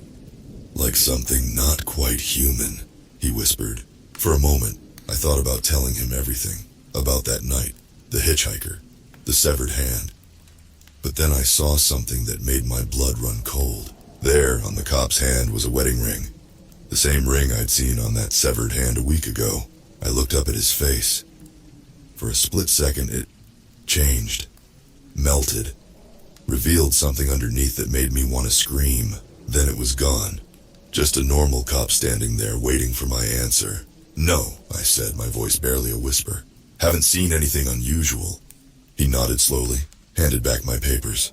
All right then, drive safe. I didn't need to be told twice.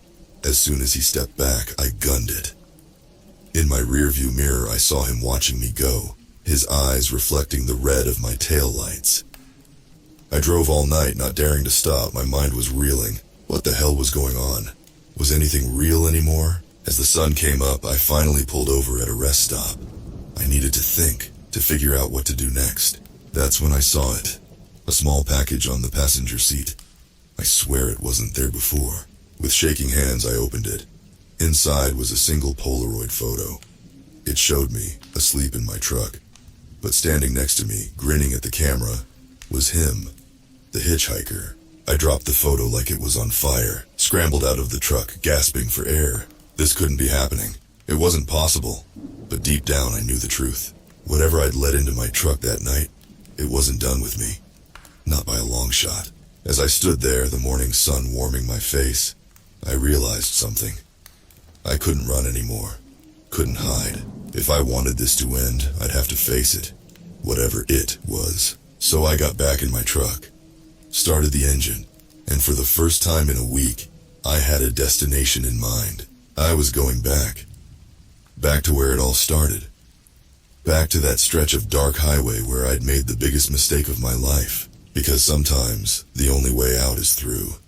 Even if through means driving straight into your worst nightmare. As I pulled onto the highway, I caught a glimpse of movement in my side mirror.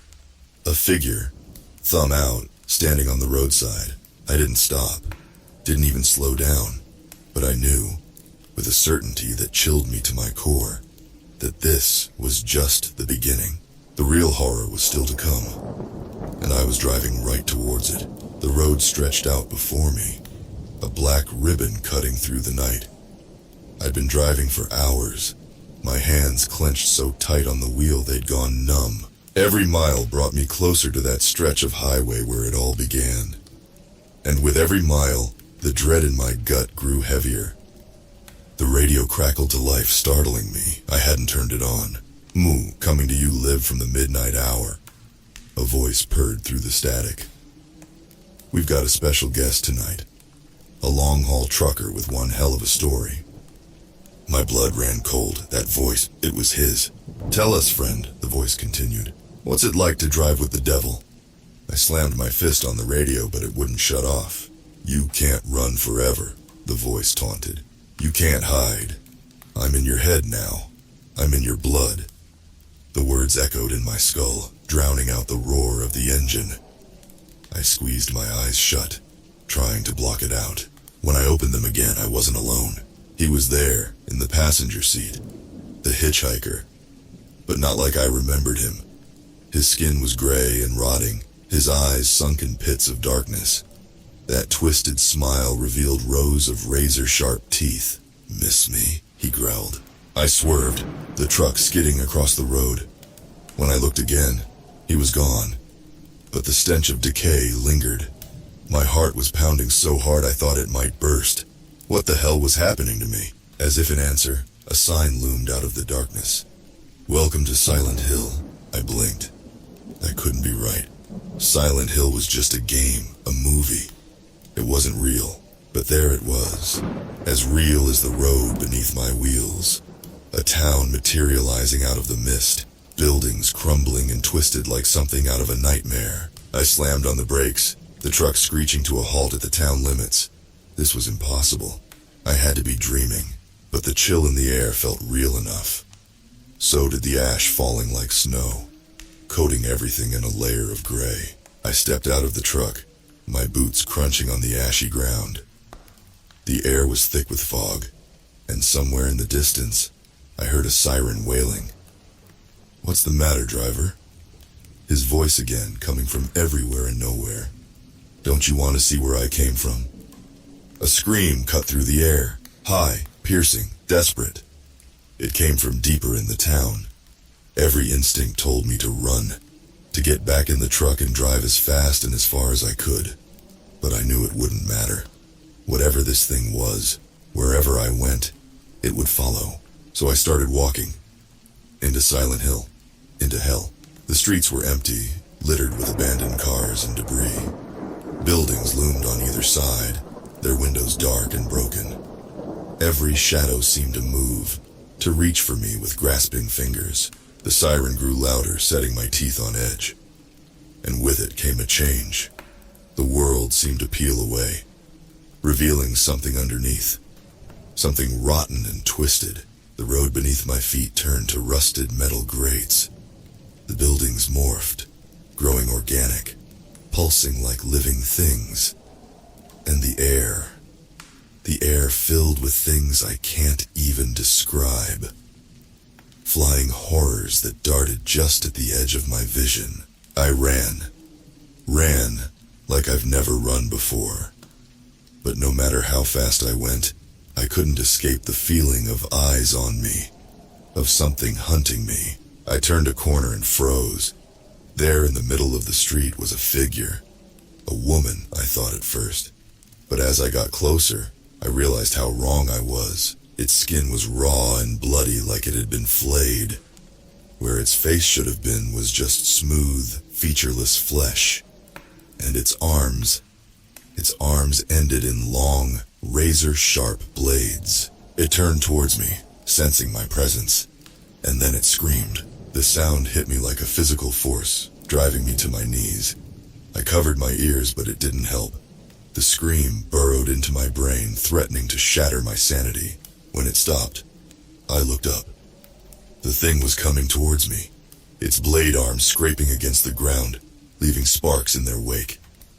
I scrambled to my feet, turned to run. But everywhere I looked, more monsters were appearing. Twisted things that should not exist. "Having fun yet?" His voice again, mocking me. "This is my world, driver. Welcome to it." I was surrounded. The monsters closing in, their inhuman noises filling the air. This was it. This was how I was going to die. But then I saw it. A door, set into the side of a building. A normal wooden door that had no place in this nightmare world. Without thinking, I ran for it. The monsters were right behind me. I could feel their breath on my neck. I reached for the handle, praying it wasn't locked. It turned. I threw myself through the doorway and found myself back in my truck, on the highway. The real highway. For a moment I just sat there gasping for breath. Was it over? Had I escaped? Then I saw the ash on my clothes, smelled the lingering stench of that other world. And I knew this was far from over. Silent Hill, or whatever that place had been, was real. And somehow, I'd brought a piece of it back with me. As I started the engine, I caught a glimpse of movement in my rearview mirror. A figure standing by the roadside, thumb out. I didn't look back. Didn't slow down. Just pressed the gas and drove. Because now I knew the truth. The hitchhiker, Silent Hill, the monsters. They were all connected. All part of something bigger. Something that had its hooks in me now. And as the miles rolled by, I couldn't shake one terrifying thought. I wasn't driving away from the horror anymore. I was driving deeper into it. Days blurred together. I couldn't tell if I'd been driving for hours or weeks. Sleep was a distant memory, replaced by a constant gnawing fear. Every town I passed through felt wrong. Faces in windows that weren't quite human. Street signs that changed when I looked away. And always, that feeling of being watched. I tried calling home, but the numbers on my phone kept shifting, rearranging themselves into impossible sequences.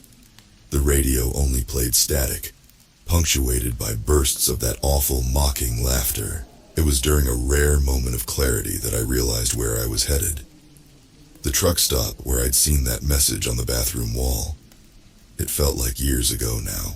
As I pulled in, the sun was setting, painting the sky in shades of bruised purple and sickly green. The lot was empty, save for a single rust-covered car. I parked and got out, my legs shaky after so long behind the wheel. The air smelled wrong, like ozone and rotting meat. The door to the truck stop creaked open as I approached. Inside, fluorescent lights flickered, casting strange shadows. At the counter stood a man, or something that looked like a man. "Been expecting you," he said, his voice like gravel in a blender. I wanted to run, but my feet carried me forward. "Who are you?" I managed to croak out. He grinned, revealing too many teeth. "I'm the one with answers. Isn't that what you came for?" Before I could respond, he reached under the counter and pulled out a book. Old and worn, bound in what looked disturbingly like human skin. "Your friend," he said, tapping the cover. "He's in here, along with others like him. Things that slip through the cracks of reality." I stared at the book, feeling sick. What does he want from me? The thing behind the counter laughed. It sounded like breaking glass. "Want? Oh, driver. It's not about want. It's about need. He needs a vessel, a way to fully enter this world." My blood ran cold. "And I'm the vessel?" He nodded, that terrible grin widening. "Smart boy. But you're not the first. Others have been tested. They didn't last long." Images flashed in my mind. Other truckers I'd known who disappeared over the years, always chalked up to the dangers of the road. But now, how do I stop it? I asked, desperation creeping into my voice. The thing behind the counter leaned in close. I could smell its breath, like a cemetery after a rainstorm. "You don't," it whispered. "You can't stop it any more than you can stop your heart from beating." But it paused, eyes glittering with malice. "You can redirect it, find another vessel, someone to take your place." I recoiled, disgusted. "You mean sacrifice someone else? No way in hell!" It shrugged, the motion somehow wrong, like its shoulders weren't quite connected right. "Then enjoy your slow descent into madness. It'll be fun to watch." Anger boiled up inside me, hot and sudden. Without thinking, I lunged across the counter, grabbing for the book. The thing behind the counter moved with inhuman speed, its hand clamped around my wrist, burning cold. Ah, it tutted. "That's not for you, not yet." With strength that shouldn't have been possible, it flung me backwards. I crashed into a rack of snacks, chips, and candy bars scattering across the floor. As I struggled to my feet, the world around me began to change. The fluorescent lights turned blood red. The walls seemed to pulse, like a beating heart. And the thing behind the counter, it was changing too. Growing, morphing into something that hurt my eyes to look at.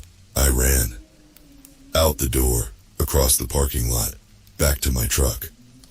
I could hear it laughing behind me, a sound that threatened to shatter my sanity. I threw myself into the cab, fumbling with the keys. The engine roared to life and I peeled out of there, tires screaming on the asphalt. In my rearview mirror, I saw the truck stop collapse in on itself, folding like paper into an impossible shape before vanishing completely. I drove. Drove until the sun came up, then set, then rose again. My mind was reeling, trying to process what I had learned. A vessel, that's what he wanted. A way into our world, and I'd been chosen. But why me? What made me special? Or was it just random chance, cosmic bad luck? As the miles rolled by, a plan began to form in my mind. A desperate, probably suicidal plan. But it was all I had. I couldn't run forever. Couldn't hide. So maybe I had to face this thing head on my terms. I thought about what the creature at the truck stop had said, about redirecting it, finding another vessel, No, I wouldn't sacrifice an innocent person. But maybe I could trick it. Lead it somewhere it couldn't escape from. Trap it. It was insane. Probably impossible.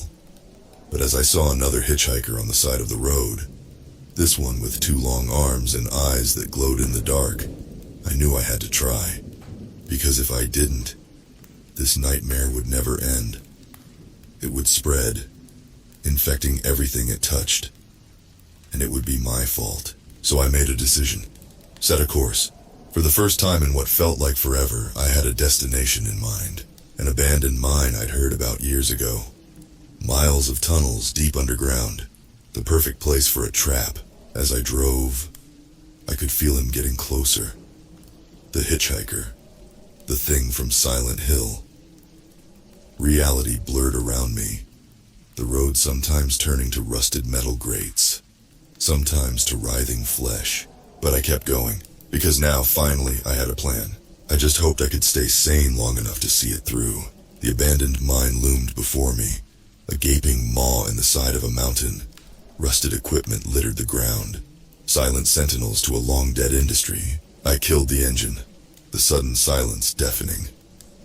For a moment, I just sat there, gathering what was left of my courage. This was it, my last stand. As I stepped out of the truck, the air changed. Grew thick, oppressive, like the whole world was holding its breath. I grabbed my flashlight and a backpack filled with supplies. Rope, flares, a first aid kit. Things I hoped would help, but deep down knew were probably useless against what I was facing. The entrance to the mine was blocked by a chain-link fence. A sign hung there, faded and rusted. Danger, keep out. If only they knew the real danger wasn't in the mine, but out here, following me. I cut through the fence with bolt cutters I'd bought along the way. The metal groaned as it gave way, the sound echoing ominously. As I stepped into the mine, darkness swallowed me. My flashlight beam seemed feeble, barely penetrating the gloom. The tunnel stretched ahead, rails still on the ground, leading deeper into the earth. Water dripped somewhere in the distance, a steady rhythm like a diseased heartbeat. I started walking, my footsteps echoing off the rock walls. Every shadow seemed to move to reach for me. "I know you're here," I called out, my voice shaky but determined. "I'm done running. Let's finish this." For a moment, nothing. Then a laugh. That same awful laugh I'd been hearing in my nightmares. "Brave little trucker." His voice echoed from everywhere and nowhere. "Do you really think you can trap me? I am beyond your comprehension." The walls began to change, rock giving way to that pulsing, fleshy substance I'd seen in Silent Hill. The air grew thick with the stench of decay. I pressed on, deeper into the mine. The tunnel split, branching off in different directions. I chose a path at random, hoping to lead him further in. As I walked, I saw things in the shadows, twisted shapes that hurt my mind to look at. Creatures that should not exist, skittering just at the edge of my vision. My flashlight began to flicker, the beam growing weaker. I fumbled for the flares in my backpack, my hands shaking. That's when I saw it. A figure standing at the end of the tunnel. The hitchhiker, but not like I remembered him. He was transforming. His skin rippled and shifted, revealing glimpses of something underneath. Something ancient and terrible. "No more running," he said, his voice a guttural growl. "It's time, driver. Time to become one with us." I lit a flare, the sudden red light making the shadows dance. For a moment, I saw him clearly. Saw what he really was. It was too much. My mind reeled, unable to process the impossible geometry of his true form.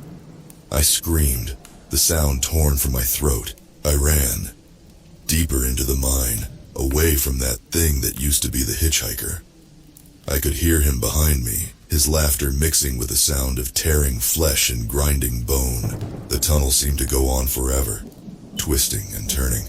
I lost all sense of direction, of time. My lungs burned, my legs ached, but I kept going. Finally, I burst into a large cavern. Mining equipment lay scattered about, covered in years of dust. And there, in the center, was an elevator shaft. I stumbled towards it, hope flaring in my chest. Maybe I could trap him down here after all. But as I reached the shaft, I realized my mistake.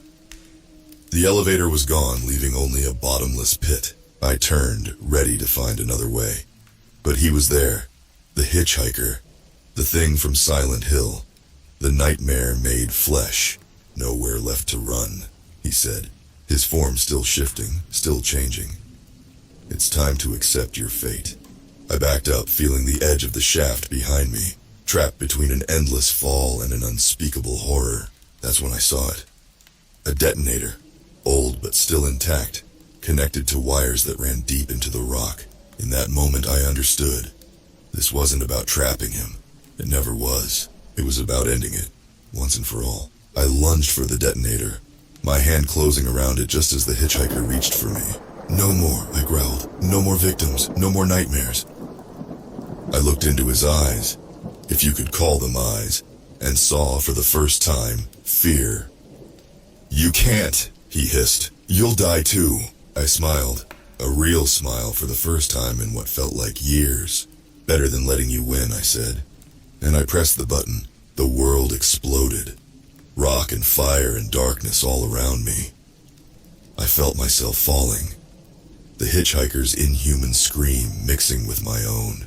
As consciousness faded, I had one last thought. At least it's over. At least no one else will have to go through this. Then darkness took me and I knew no more. I shouldn't be alive. That's the first thought that crossed my mind when I opened my eyes. The second was that maybe I wasn't. I was lying on hard ground, surrounded by darkness. The air was thick with dust and the smell of burnt rock. My whole body ached, like I'd been hit by a truck. Ironic, considering my profession. As my eyes adjusted to the gloom, I realized I was still in the mine, or what was left of it. The explosion had collapsed part of the cavern, but somehow I'd survived. I tried to move and pain shot through me. Broken ribs, probably. Maybe worse, but I was alive. Then I heard it, a sound that made my blood run cold. Laughter. Did you really think it would be that easy? His voice, coming from the darkness. That you could destroy me with your pitiful human explosives? I scrambled to my feet, ignoring the pain. My flashlight was gone, lost in the explosion. But I could see him, or rather I could see what was left of him. The hitchhiker, the thing from Silent Hill, was there. But he was different.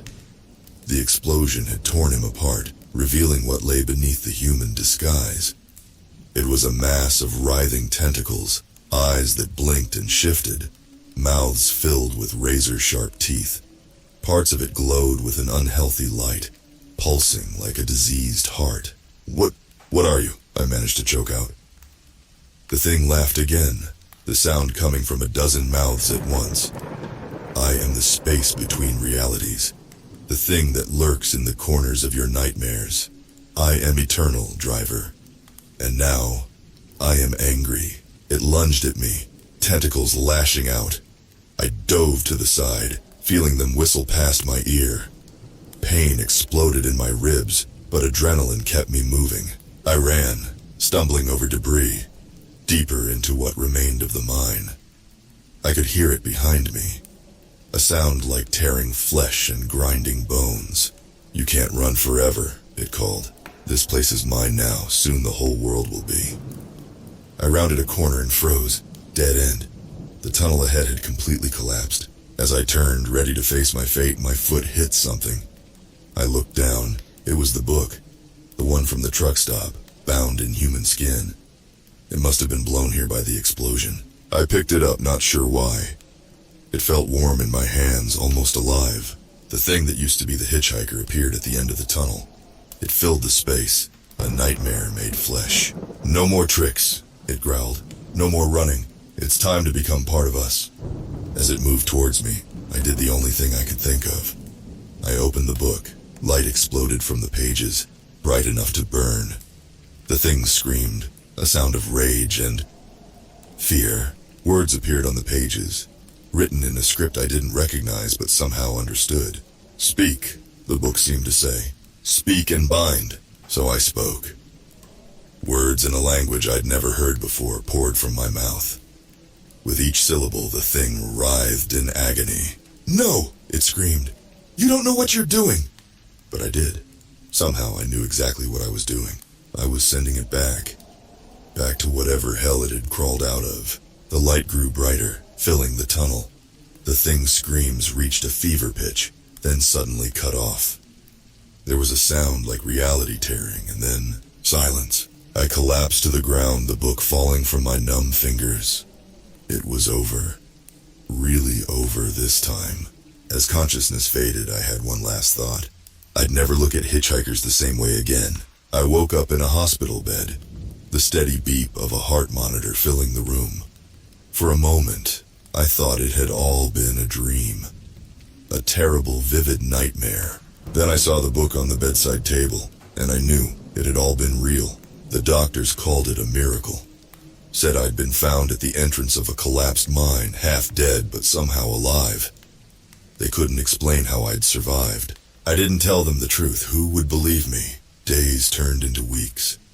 My body healed, but my mind, that was another story. Every shadow made me jump.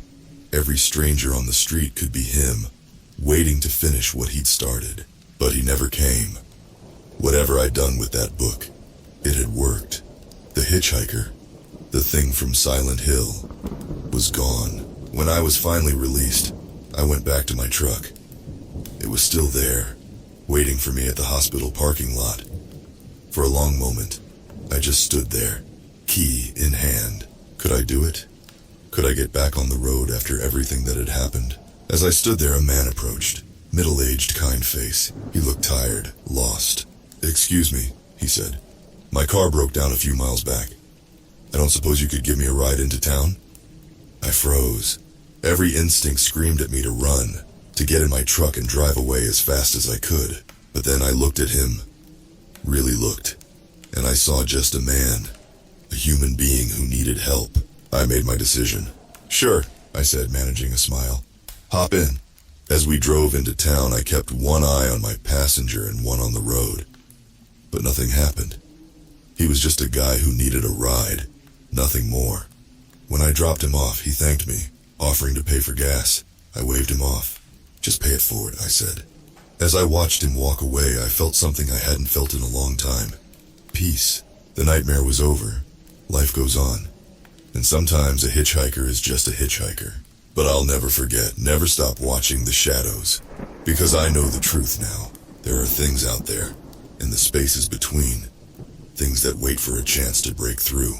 And sometimes, all it takes is a simple act of kindness to let them in. So if you're driving late at night and you see someone on the side of the road, thumb out. Think twice before you stop, because you never know who or what you might be letting into your life. Drive safe out there, folks, and remember, there's a reason we don't pick up hitchhikers.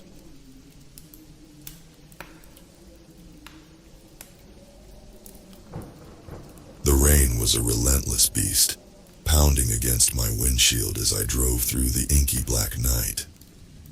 The lonely stretch of Highway 63 was a winding serpent, cutting through the dense forest that seemed to swallow the light from my high beams. I was hours away from the nearest town, just me and the storm. When it happened, a sudden thud shook my car, and the steering wheel jerked in my hands. I hit something, hard. My heart leaped into my throat as I slammed on the brakes, the tires screeching in protest. The car skidded to a halt, and I sat there gripping the wheel, panting. I knew I shouldn't stop. Every horror movie I'd ever seen told me to keep driving, but I couldn't just leave it there, could I? What if it was someone's pet? Or worse, what if it wasn't an animal at all? I grabbed the flashlight from the glove compartment and stepped out into the pouring rain. The cold drops stung my skin, and the wind howled through the trees, whispering secrets in a language I didn't understand. I swept the beam of light across the road, and there it was, a dark, crumpled form lying on the asphalt. As I approached, I could see it wasn't a deer. It was too small, too. Wrong. I knelt down, the rain soaking through my jeans, and reached out a tentative hand. The creature was warm, its skin slick and hairless. It was roughly the size of a large dog, but its shape was all wrong. The limbs were too long, the body too thin, and the head was a grotesque parody of a human's, with a flat face and wide, glassy eyes that seemed to stare right through me. I recoiled, the flashlight shaking in my hand. What the hell was this thing? It wasn't an animal, not like any I'd ever seen, but it couldn't be human, could it? I looked closer, and that's when I saw it. The thing's chest was rising and falling, slow and shallow. It was alive. A shiver ran down my spine, and it wasn't from the cold. I had to get out of there. I had to get help. I stood up, backing away from the creature when I heard it. A low, guttural growl that seemed to come from everywhere and nowhere. I spun around, the flashlight cutting through the darkness, but there was nothing there. Just the rain and the wind and the shadows that seemed to be closing in. I turned back to the creature, and that's when I saw its eyes. They were open, and they were watching me, and they were filled with a chilling, unmistakable intelligence. I stumbled back, my heart pounding in my chest, and that's when the growl came again. Closer this time, much closer. I ran back to my car, the rain lashing against my face, the growl echoing in my ears. I fumbled with the door handle, my hands slick with rain and sweat. And finally, I was inside. I locked the doors, started the engine, and hit the gas. The tires spun, the car fishtailed, and then I was speeding away, leaving the creature and the growl in the darkness behind. But as I drove, I couldn't shake the feeling that something was out there, watching me, waiting for me to stop. I couldn't shake the image of those eyes, filled with a terrible, ancient intelligence. And I couldn't shake the thought that I had made a terrible, terrible mistake. I should have kept driving. I should have never stopped, because whatever I hit on that lonely stretch of highway, it wasn't an animal, and it sure as hell wasn't human, but it was alive, and it was watching me. And I had a sickening feeling that it wasn't going to let me go. The road blurred in front of me as I sped through the night, the rain still hammering against the windshield. I kept checking the rear-view mirror, expecting to see something, anything chasing me. But there was only darkness, the kind that seemed to swallow the light from my tail lights. I fumbled for my phone, my hands still shaking. I needed to call someone, anyone. I needed to report this, to warn someone about that thing. But my phone slipped from my grasp, clattering onto the floor of the passenger side. I cursed, leaning over to grab it, and that's when I saw it. A dark shape darted across the road ahead, caught in the beam of my headlights for a split second, before disappearing into the trees. It was big, much bigger than the creature I'd hit, but it moved with the same unsettling grace. I hit the brakes, the car skidding on the wet road, and that's when I heard it again, the growl. It was deeper this time, more menacing, and it was coming from right behind me. I looked in the rearview mirror and saw it. The creature was bounding down the road, its long limbs eating up the distance between us with terrifying speed. Its eyes glowed in the reflection of my taillights, filled with that same chilling intelligence. I hit the gas, the car lurching forward, but it wasn't enough. The creature was fast, inhumanly fast. It was gaining on me, and I could see it clearly now. Its skin was the same slick, hairless black as the creature I'd hit, but it was bigger, more muscular. Its face was a twisted parody of a human's, with a wide, lipless mouth full of jagged teeth. Panic surged through me, and I did the only thing I could think of. I jerked the wheel to the side, sending the car careening off the road and into the trees. The creature skidded past, its growl turning into a frustrated howl as I crashed through the underbrush, the car bouncing and jolting over the rough terrain. I didn't know where I was going, but I knew I had to get away.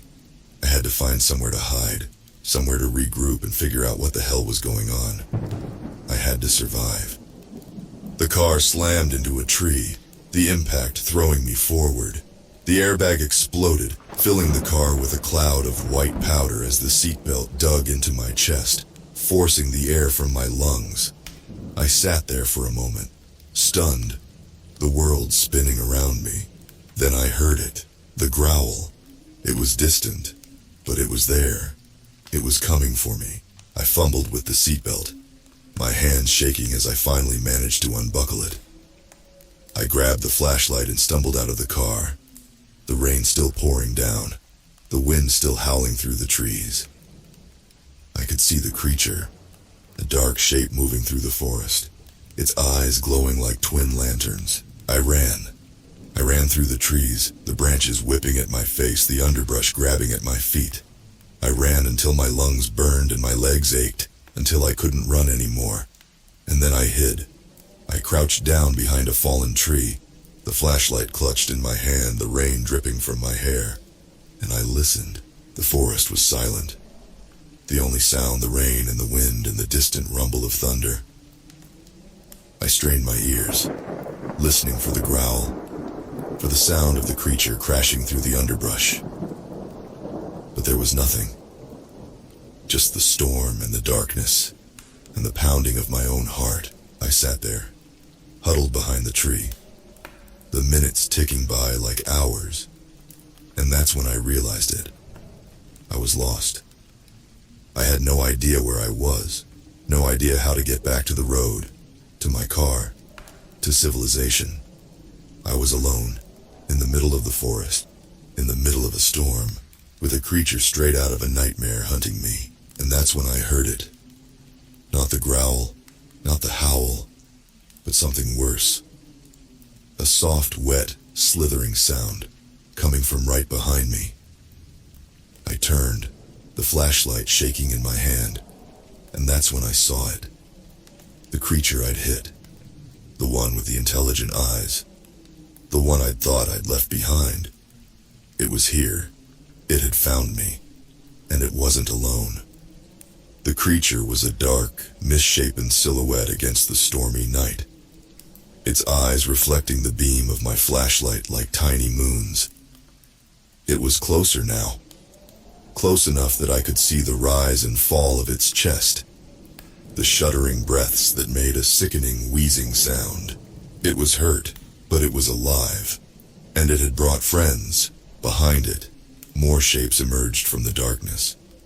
They were all different. Some tall and gangly, others squat and powerful. But they all shared the same slick, hairless skin, the same twisted, almost human faces. They moved with an eerie grace, spreading out to encircle me, their eyes never leaving mine. I was trapped. I gripped the flashlight like a weapon, but it was a pitiful defense against the creatures that now surrounded me. I had to do something. I couldn't just wait for them to attack. I took a deep breath, steeling myself, and then I lunged. I aimed for the gap between the injured creature and its nearest companion, hoping to break through their ranks and make a run for it. But they were faster than I expected. The injured creature lashed out, its long arm whipping through the air like a rope. It caught me around the waist, sending me crashing to the ground. The air rushed out of my lungs as I hit the wet earth, the flashlight flying from my hand. I tried to scramble to my feet, but the creatures were already on me. They grabbed my arms, my legs, pinning me to the ground. I thrashed and kicked, but it was no use. They were too strong. The injured creature loomed over me, its eyes filled with that same chilling intelligence. It opened its mouth, revealing a row of jagged teeth, and made a sound. It wasn't a growl or a howl, but a series of clicks and chirps that sounded almost like language. The other creatures responded in kind, their own clicks and chirps echoing through the forest. It was a conversation, a discussion happening right above me, and I had no idea what they were saying. All I knew was that I was at their mercy, and they didn't seem like the merciful type. I struggled again, trying to break free, but the creatures only tightened their grip. The injured one leaned in closer, its breath hot and foul on my face. It raised a hand, its long fingers tipped with sharp, curved claws, and I braced myself for the end, but the blow never came. Instead, the creature touched my forehead, its claws gently tracing the line of my hair. It made another series of clicks and chirps, and then, to my astonishment, it spoke. "You hurt," it said, its voice a rasping, guttural sound, like it was forcing the words through a throat not designed for human speech. "You hurt us." I stared up at it, shock coursing through me. It could speak. It could understand me. This wasn't just some mindless beast, it was intelligent. And it was angry. I'm sorry," I stammered, not knowing what else to say. "I didn't mean to. I didn't see you." The creature tilted its head, considering me. Then it made a sound that might have been a laugh, a harsh barking noise that sent a shiver down my spine. "Sorry," it repeated, tasting the word. "Sorry. Not enough." It leaned in closer, its eyes boring into mine. I could see the rage there, the pain, and something else. Something that looked almost like curiosity. "You, come," it said, straightening up. It barked an order to the other creatures, and they hauled me to my feet, their grips like iron around my arms. "Come, where?" I asked, my voice shaking. I didn't know if I wanted an answer. The creature looked at me, and there was a gleam in its eyes that sent a wave of cold dread crashing over me. "Home," it said. "You come home." And with that, they started to move, dragging me along with them. I struggled, but it was no use. I was outnumbered, outmatched, and completely at their mercy. They were taking me somewhere, to their home, and I had no idea what awaited me there. All I knew was that I was in deep, deep trouble. As we moved through the forest, the storm began to abate, the rain slowing to a drizzle, the wind dying down to a whisper. But the silence was even worse, filled with the soft, wet sounds of the creatures' footsteps, the rustle of their bodies brushing against the trees, and the occasional chilling click and chirp of their language. I was being taken deeper and deeper into the unknown, into a world that I never knew existed, a world that I was now a part of, whether I liked it or not. And as the creatures led me on, I couldn't shake the feeling that I was about to face something far worse than anything I'd encountered so far. I was the hunted, the captured, the prey, and I had no idea what horrors awaited me in the creature's home. But I knew one thing for sure. I had to find a way to escape. I had to find a way to survive, because if I didn't, I was as good as dead. The journey through the forest felt like a descent into a dark, twisted fairy tale. The creatures moved silently, their bodies flowing through the underbrush like shadows. I was the clumsy intruder, stumbling and tripping, my breaths ragged and loud in the quiet night. The rain had stopped, but the forest was still dripping, the trees shedding fat drops that hit the ground with a steady, rhythmic patter. It was the only sound besides the occasional click or chirp from the creatures, their language still alien and incomprehensible to me. We came to a stop at the base of a massive ancient tree. Its trunk was wider than my car, its bark gnarled and twisted with age. The injured creature, the one that seemed to be their leader, turned to me. It made a series of clicks and chirps, then gestured to the tree. "Down," it said, that single word sending a chill down my spine. I looked at the tree, then back at the creature, confusion furrowing my brow. "Down," I repeated. "Down where?" The creature pointed again, this time at a dark hollow at the base of the tree. It was a tunnel, leading down into the earth, the darkness so complete it seemed to swallow the light from the faint moon above. I shook my head, fear gripping my heart like a vice. "No," I said, my voice barely above a whisper. "No, I can't go down there." The creature tilted its head, its eyes reflecting the moonlight like tiny mirrors. "Down," it repeated, its voice firmer this time. It gestured to the other creatures, and they tightened their grip on my arms, pushing me towards the tunnel. I struggled, digging my heels into the wet earth, but it was no use. They were too strong. I was forced to the edge of the tunnel, the darkness yawning before me like a hungry mouth. I took a deep breath, steeling myself, and then I was pushed inside. The darkness was absolute, the air damp and heavy with the scent of earth and decay. I could hear the creatures behind me, their breaths echoing in the tight space, their claws clicking against the hard-packed dirt. I reached out, my hands brushing against the cool, rough walls of the tunnel, using touch to guide me as we descended. The tunnel seemed to go on forever, spiraling down into the heart of the earth. I lost track of time, lost track of everything but the darkness and the sound of our breaths, the feel of the walls beneath my fingertips. And then, finally, there was light. It was faint, a soft glow that seemed to come from the very walls of the tunnel. As we continued, it grew brighter, illuminating the path before us, casting eerie shadows on the walls. I looked down at my hands, saw the dirt and blood caked under my nails, the scratches and bruises that marred my skin. I looked like I'd been through a war, and in a way I had. The tunnel opened up into a vast cavern, the walls lined with the same glowing substance, casting everything in a soft, ethereal light. I stared in awe, my eyes wide as I took in the sight before me. The cavern was massive, the ceiling so high it was lost in shadows, the walls dotted with tunnels and hollows, and in the center, a village. Huts made of woven branches and mud, smoke curling from small fires, and creatures. So many creatures just like the ones that had brought me here. They moved about the village, some carrying bundles of sticks, others tending to fires, still others sitting in groups, their clicks and chirps filling the air like a symphony.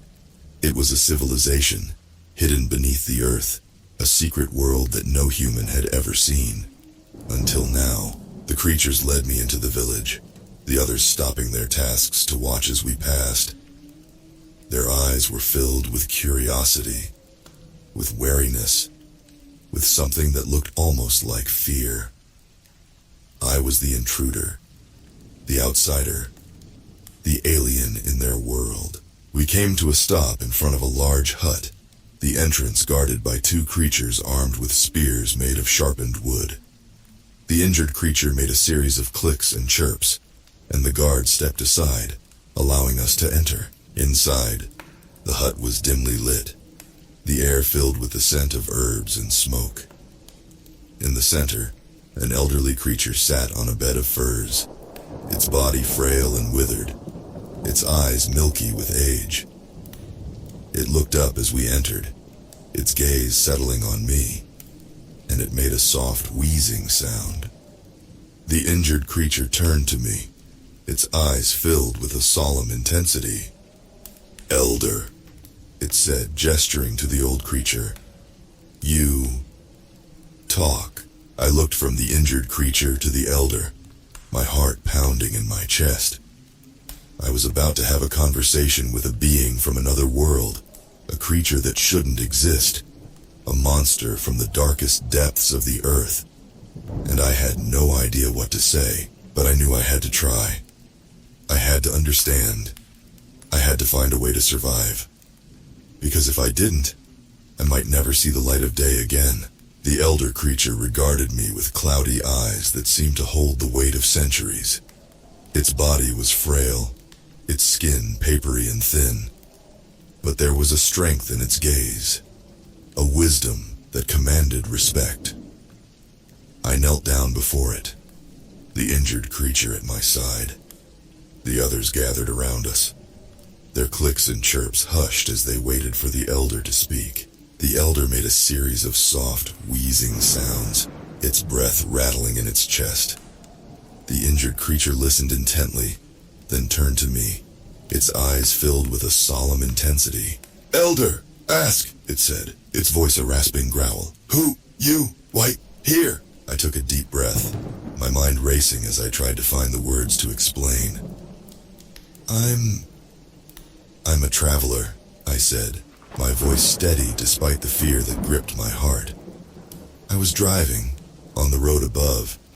It was raining and I hit something. I hit him. I gestured to the injured creature, its eyes never leaving mine. The elder listened to the translation, then made another series of wheezing sounds. The injured creature nodded, then turned back to me. "Elder, say," it began, its voice slow and deliberate. "You, first human, here, first. In long, long time." I stared at the elder, my eyes wide with shock.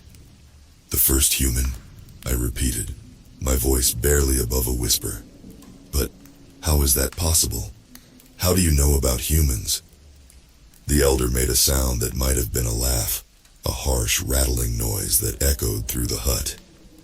It spoke again, its voice filled with a sadness that seemed to seep into the very air around us. "We know humans," the injured creature translated. "Long ago, we live above with humans. But humans fear us, hate us, hunt us." I listened, my heart pounding in my chest, as the elder's words painted a picture of a forgotten past. A time when these creatures and humans had shared the world above. A time before fear and hatred had driven them into the shadows, into the dark depths of the earth. "What are you?" I asked, my voice filled with awe and wonder. "Where did you come from?" The elder made a soft sighing sound, its eyes filled with a distant memory. "We are old," it said, its voice like the rustling of dry leaves. "Older than humans. We here before humans. We watch humans grow, change. We try live together. But humans, no." I listened, my heart heavy with the weight of the elder's words. I thought of the stories of ancient beings, of myths and legends, of creatures that had walked the earth before humanity had claimed it as their own. I thought of the fear and the hatred that had driven these creatures into the shadows, that had turned them into monsters in our eyes. "I'm sorry," I said, my voice filled with a sincerity that surprised even me. "I'm sorry for what we did to you, for what I did to you." I turned to the injured creature, its eyes filled with a mix of pain and anger. "I didn't mean to hurt you, I didn't see you, I'm sorry." The injured creature regarded me for a long moment, its expression unreadable.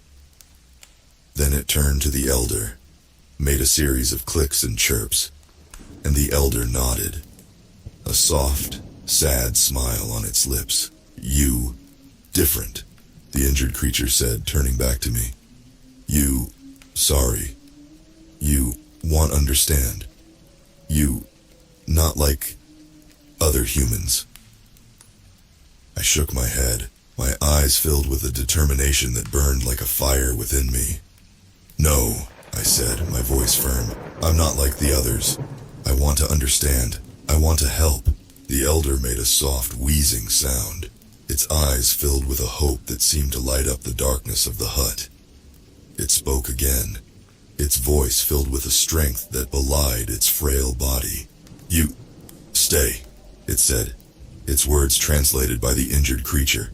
"Stay, learn, understand. Then, go. Tell humans. Tell truth. Tell our story." I stared at the elder, my heart pounding in my chest as the weight of its words settled over me. It was asking me to be a bridge, a link between their world and mine, between the past and the present, between the darkness and the light. It was asking me to change the course of history, to rewrite the story of our shared existence, to bring the truth to light. And I knew in that moment that I had to try. I had to stay, to learn, to understand. I had to tell their story, to bring the truth to the world above, to shine a light into the darkness that had hidden these creatures for so long.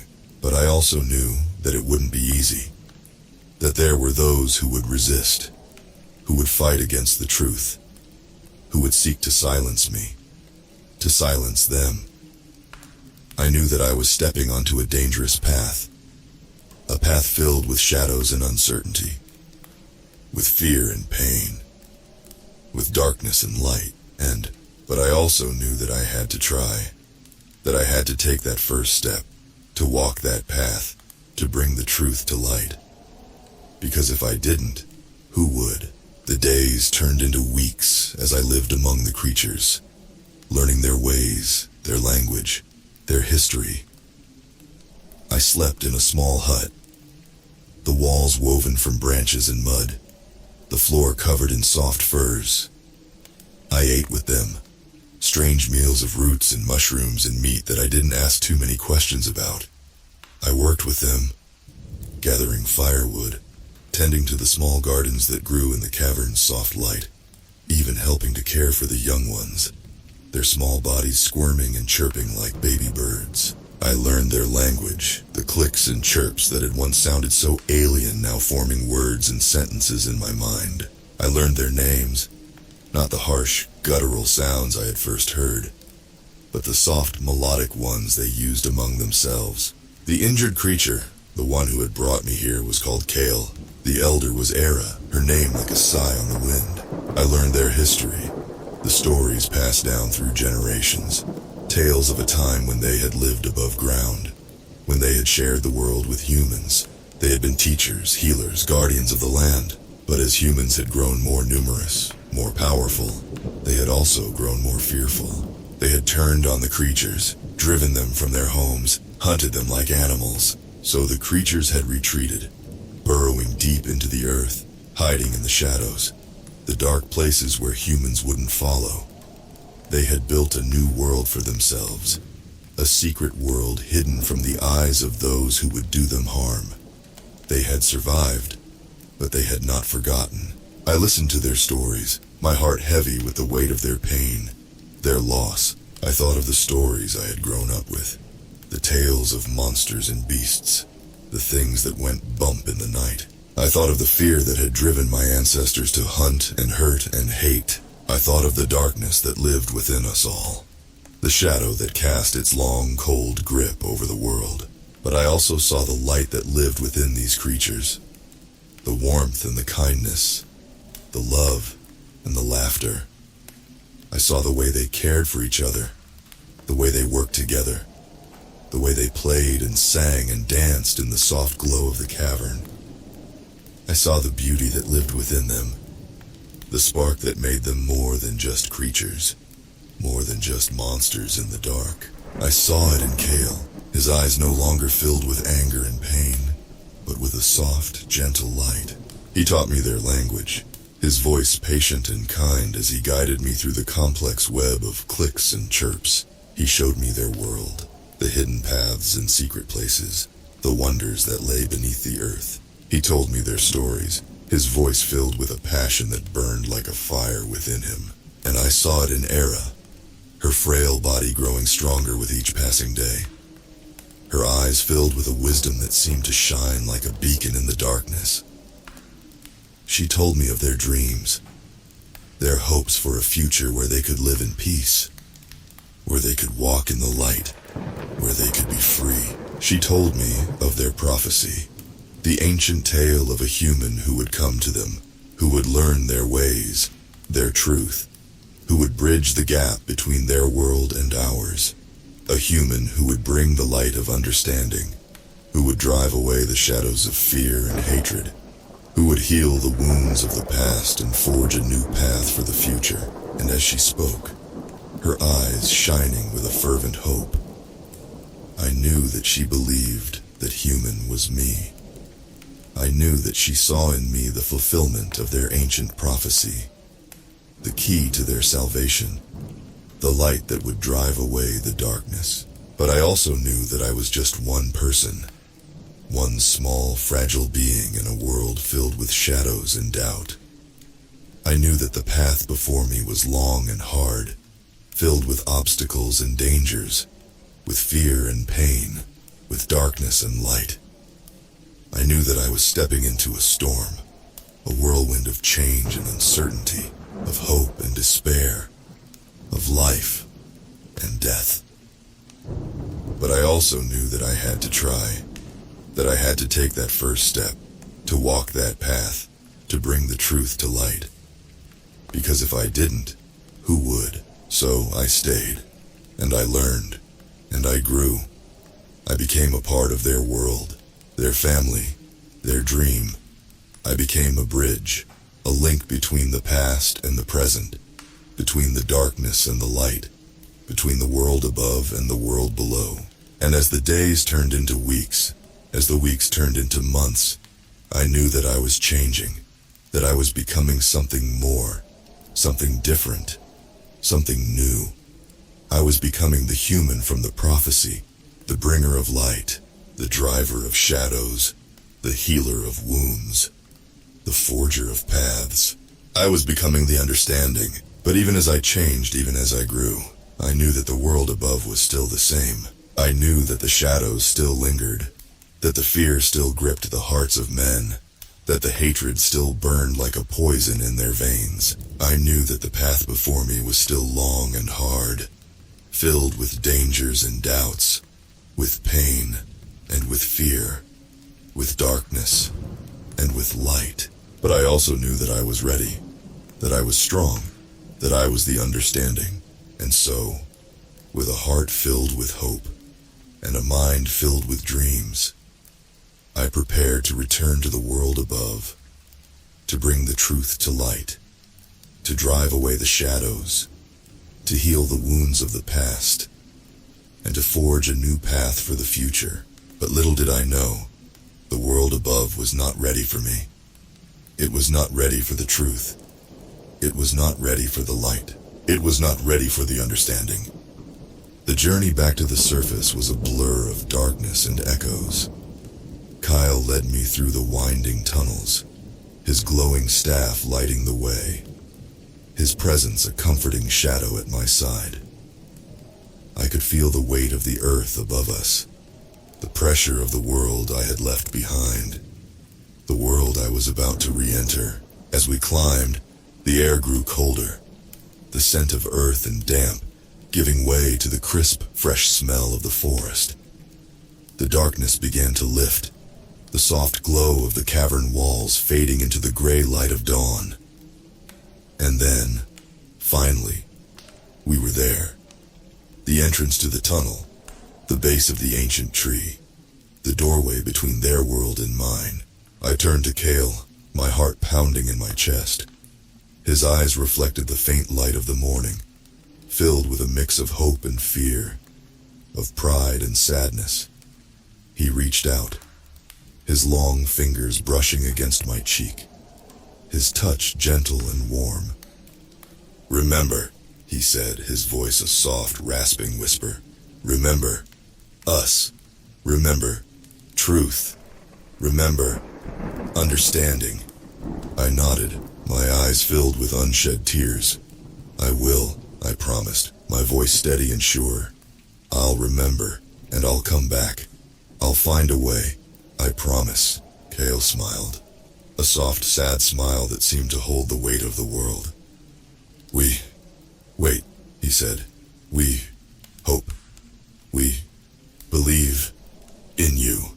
I took a deep breath, steeling myself for what lay ahead. Then, with one last look at Kyle, one last glance at the darkness behind him, I stepped out into the light. The forest was quiet, the air filled with the soft, peaceful sounds of the morning. I looked around, my eyes adjusting to the brightness, my heart pounding in my chest. I was back. I was home. But I was not the same. I began to walk, my feet carrying me through the familiar paths of the forest, the world above seeming both strange and familiar after my time below. I could see the road up ahead, the black ribbon of asphalt cutting through the trees, the promise of civilization, of humanity, of the world I had left behind. But as I stepped onto the road, as I began to walk towards the distant rumble of engines, the far-off hum of voices, I knew that something was wrong. I could feel it in the air, The tension, the fear, the darkness that seemed to cling to the very edges of the world. And then, I saw them. The trucks, the jeeps, the men in uniform. Their faces hard, their eyes cold. They were parked along the side of the road, their engines idling, their radios crackling with static and voices. They were waiting for me. I stopped, my heart pounding in my chest, my mind racing as I tried to understand. How did they know? How did they find me? What were they doing here? A man stepped out of one of the trucks, his uniform crisp, his eyes hidden behind dark sunglasses. He walked towards me, his boots crunching on the gravel, his hand resting on the gun at his hip. "Ma'am," he said, his voice cold and hard, "you need to come with us." I stared at him, my eyes wide with shock and fear. "What?" I stammered. "Why? What's going on?" He took another step forward, his hand tightening on his gun. "You're under arrest," he said, his voice like ice, "for the murder of Deputy Sheriff Tom Harris." I stared at him, my mind reeling, my heart pounding in my chest. Murder? Deputy Sheriff? What was he talking about? I hadn't murdered anyone. I hadn't even seen another human since I'd been down below. "There must be some mistake," I said, my voice shaking. "I didn't murder anyone. I don't even know who that is." The man's face was like stone, his eyes cold and unyielding. "The evidence says otherwise," he said. "Now are you going to come quietly, or do we need to do this the hard way?" I looked around, my eyes darting from one uniformed figure to another, from one cold, hard face to the next. I was outnumbered, outgunned, outmatched. I had no choice. I had to go with them. I had to find out what was going on. I had to clear my name. But even as I held out my hands, even as the cold metal of the handcuffs clicked into place, even as I was led to the truck, the door slamming shut behind me, I knew that something was very, very wrong. I was supposed to bring the truth to light, to drive away the shadows, to heal the wounds of the past. I was supposed to be the understanding, the bridge between their world and mine. But instead, I was a prisoner, a suspect, a murderer in the eyes of the law. And as the truck began to move, as the forest began to fade into the distance, as the world above began to swallow me whole, I knew that I was in deep, deep trouble. But I also knew that I couldn't give up, that I couldn't let them win, that I couldn't let the shadows claim me, claim the truth, claim the understanding that I had fought so hard to find. I had to fight. I had to find a way out. I had to bring the truth to light, no matter what it took, no matter what it cost, no matter what stood in my way.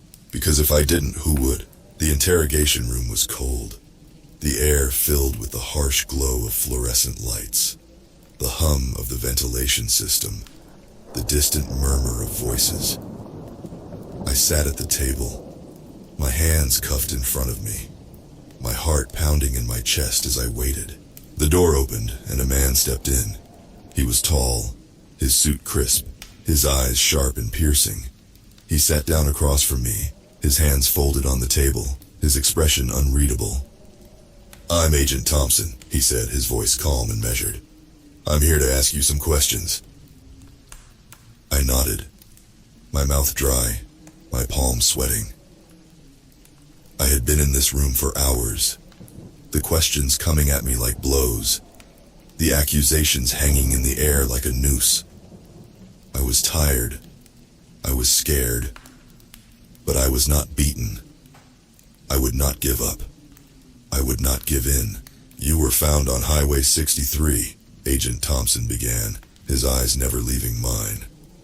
"The same highway where Deputy Sheriff Tom Harris was found dead. His body was discovered not far from where you were picked up. He had been mutilated, torn apart, by something not human." I stared at him, my eyes wide with shock and horror. Mutilated? Torn apart by something not human? My mind raced, the pieces clicking into place like a puzzle. The creature I had hit, the one that had brought me below, the others, the ones that had hunted me, that had chased me, that had wanted to kill me. They had done this. They had killed this man, and they had made it look like I had done it. I didn't do this, I said, my voice firm and steady. I didn't kill anyone. I didn't even know this man. I was lost. I was in an accident. I hit something in the road. And then I was taken below by creatures. They lived down there beneath the earth. They took me. They showed me their world. They taught me their ways. They wanted me to understand. They wanted me to bring the truth to light. But they didn't do this. They wouldn't do this. They're not monsters. They're not killers. They're just trying to survive. Just like us. Agent Thompson listened, his expression never changing, his eyes never leaving mine. When I was finished, he was silent for a long moment. The only sound, the hum of the lights, the distant murmur of voices. That's quite a story, he said finally, his voice calm and measured. Creatures living beneath the earth, a secret world hidden from humanity, a mission to bring the truth to light. It's fantastic, almost unbelievable. I leaned forward, my eyes locked on his, my voice filled with a passion that burned like a fire within me. It's the truth, I said. I swear it. I can prove it. I can take you there. I can show you. I can introduce you to them. They'll tell you. They'll show you. They'll make you understand. Just like they made me understand. Agent Thompson was silent for another long moment, his eyes searching mine, his expression unreadable. Then, slowly, he reached into his pocket and pulled out a small black device. He set it on the table, his fingers pressing a button, the room filling with the soft, staticky sound of a recording. And then, a voice that sent a shiver down my spine, a voice that filled me with a mix of hope and fear, of joy and sorrow, of understanding and despair. It was Cale. His voice, his words, his message, playing out in the cold, harsh light of the interrogation room. He was speaking in his language, the clicks and chirps filling the air like a song, like a prayer, like a promise. And then, the translation. The words that I had spoken, the words that I had taught him, the words that had bridged the gap between our worlds, between our languages, between our understandings. We are not monsters, Cale's voice said, the recording playing on, the words echoing through the room, through my heart, through my soul. We are not killers. We are just trying to survive, just like you. We want to live in peace. We want to live in the light. We want to be understood. We want to be free. Agent Thompson listened, his expression never changing, his eyes never leaving mine. When the recording ended, when the room was filled with silence once more, he reached out, his fingers pressing another button, the device clicking off. You're right, he said, his voice soft and low. It is the truth, and I believe you. I stared at him, my eyes wide with shock and disbelief. He believed me. He believed the truth. He believed in the understanding. And in that moment, I knew. I knew that I had not failed. I knew that I had not given up. I knew that I had not let the shadows claim me, claim the truth, claim the understanding that I had fought so hard to find. I had brought the truth to light. I had driven away the shadows. I had healed the wounds of the past. I had forged a new path for the future. I had become the understanding. And now, with Agent Thompson's help, with the world's help, with the truth's help, I would bring that understanding to the world above. I would shine a light into the darkness. I would drive away the shadows. I would heal the wounds. I would forge the paths. I would bring the creatures into the light. I would bring the world into the understanding. I would bring the future into the present, and I would never ever give up. Thank you for taking this journey with me, and please don't forget to like this video and subscribe. If you are new here, and help MM13 to reach 1,000 subscribers.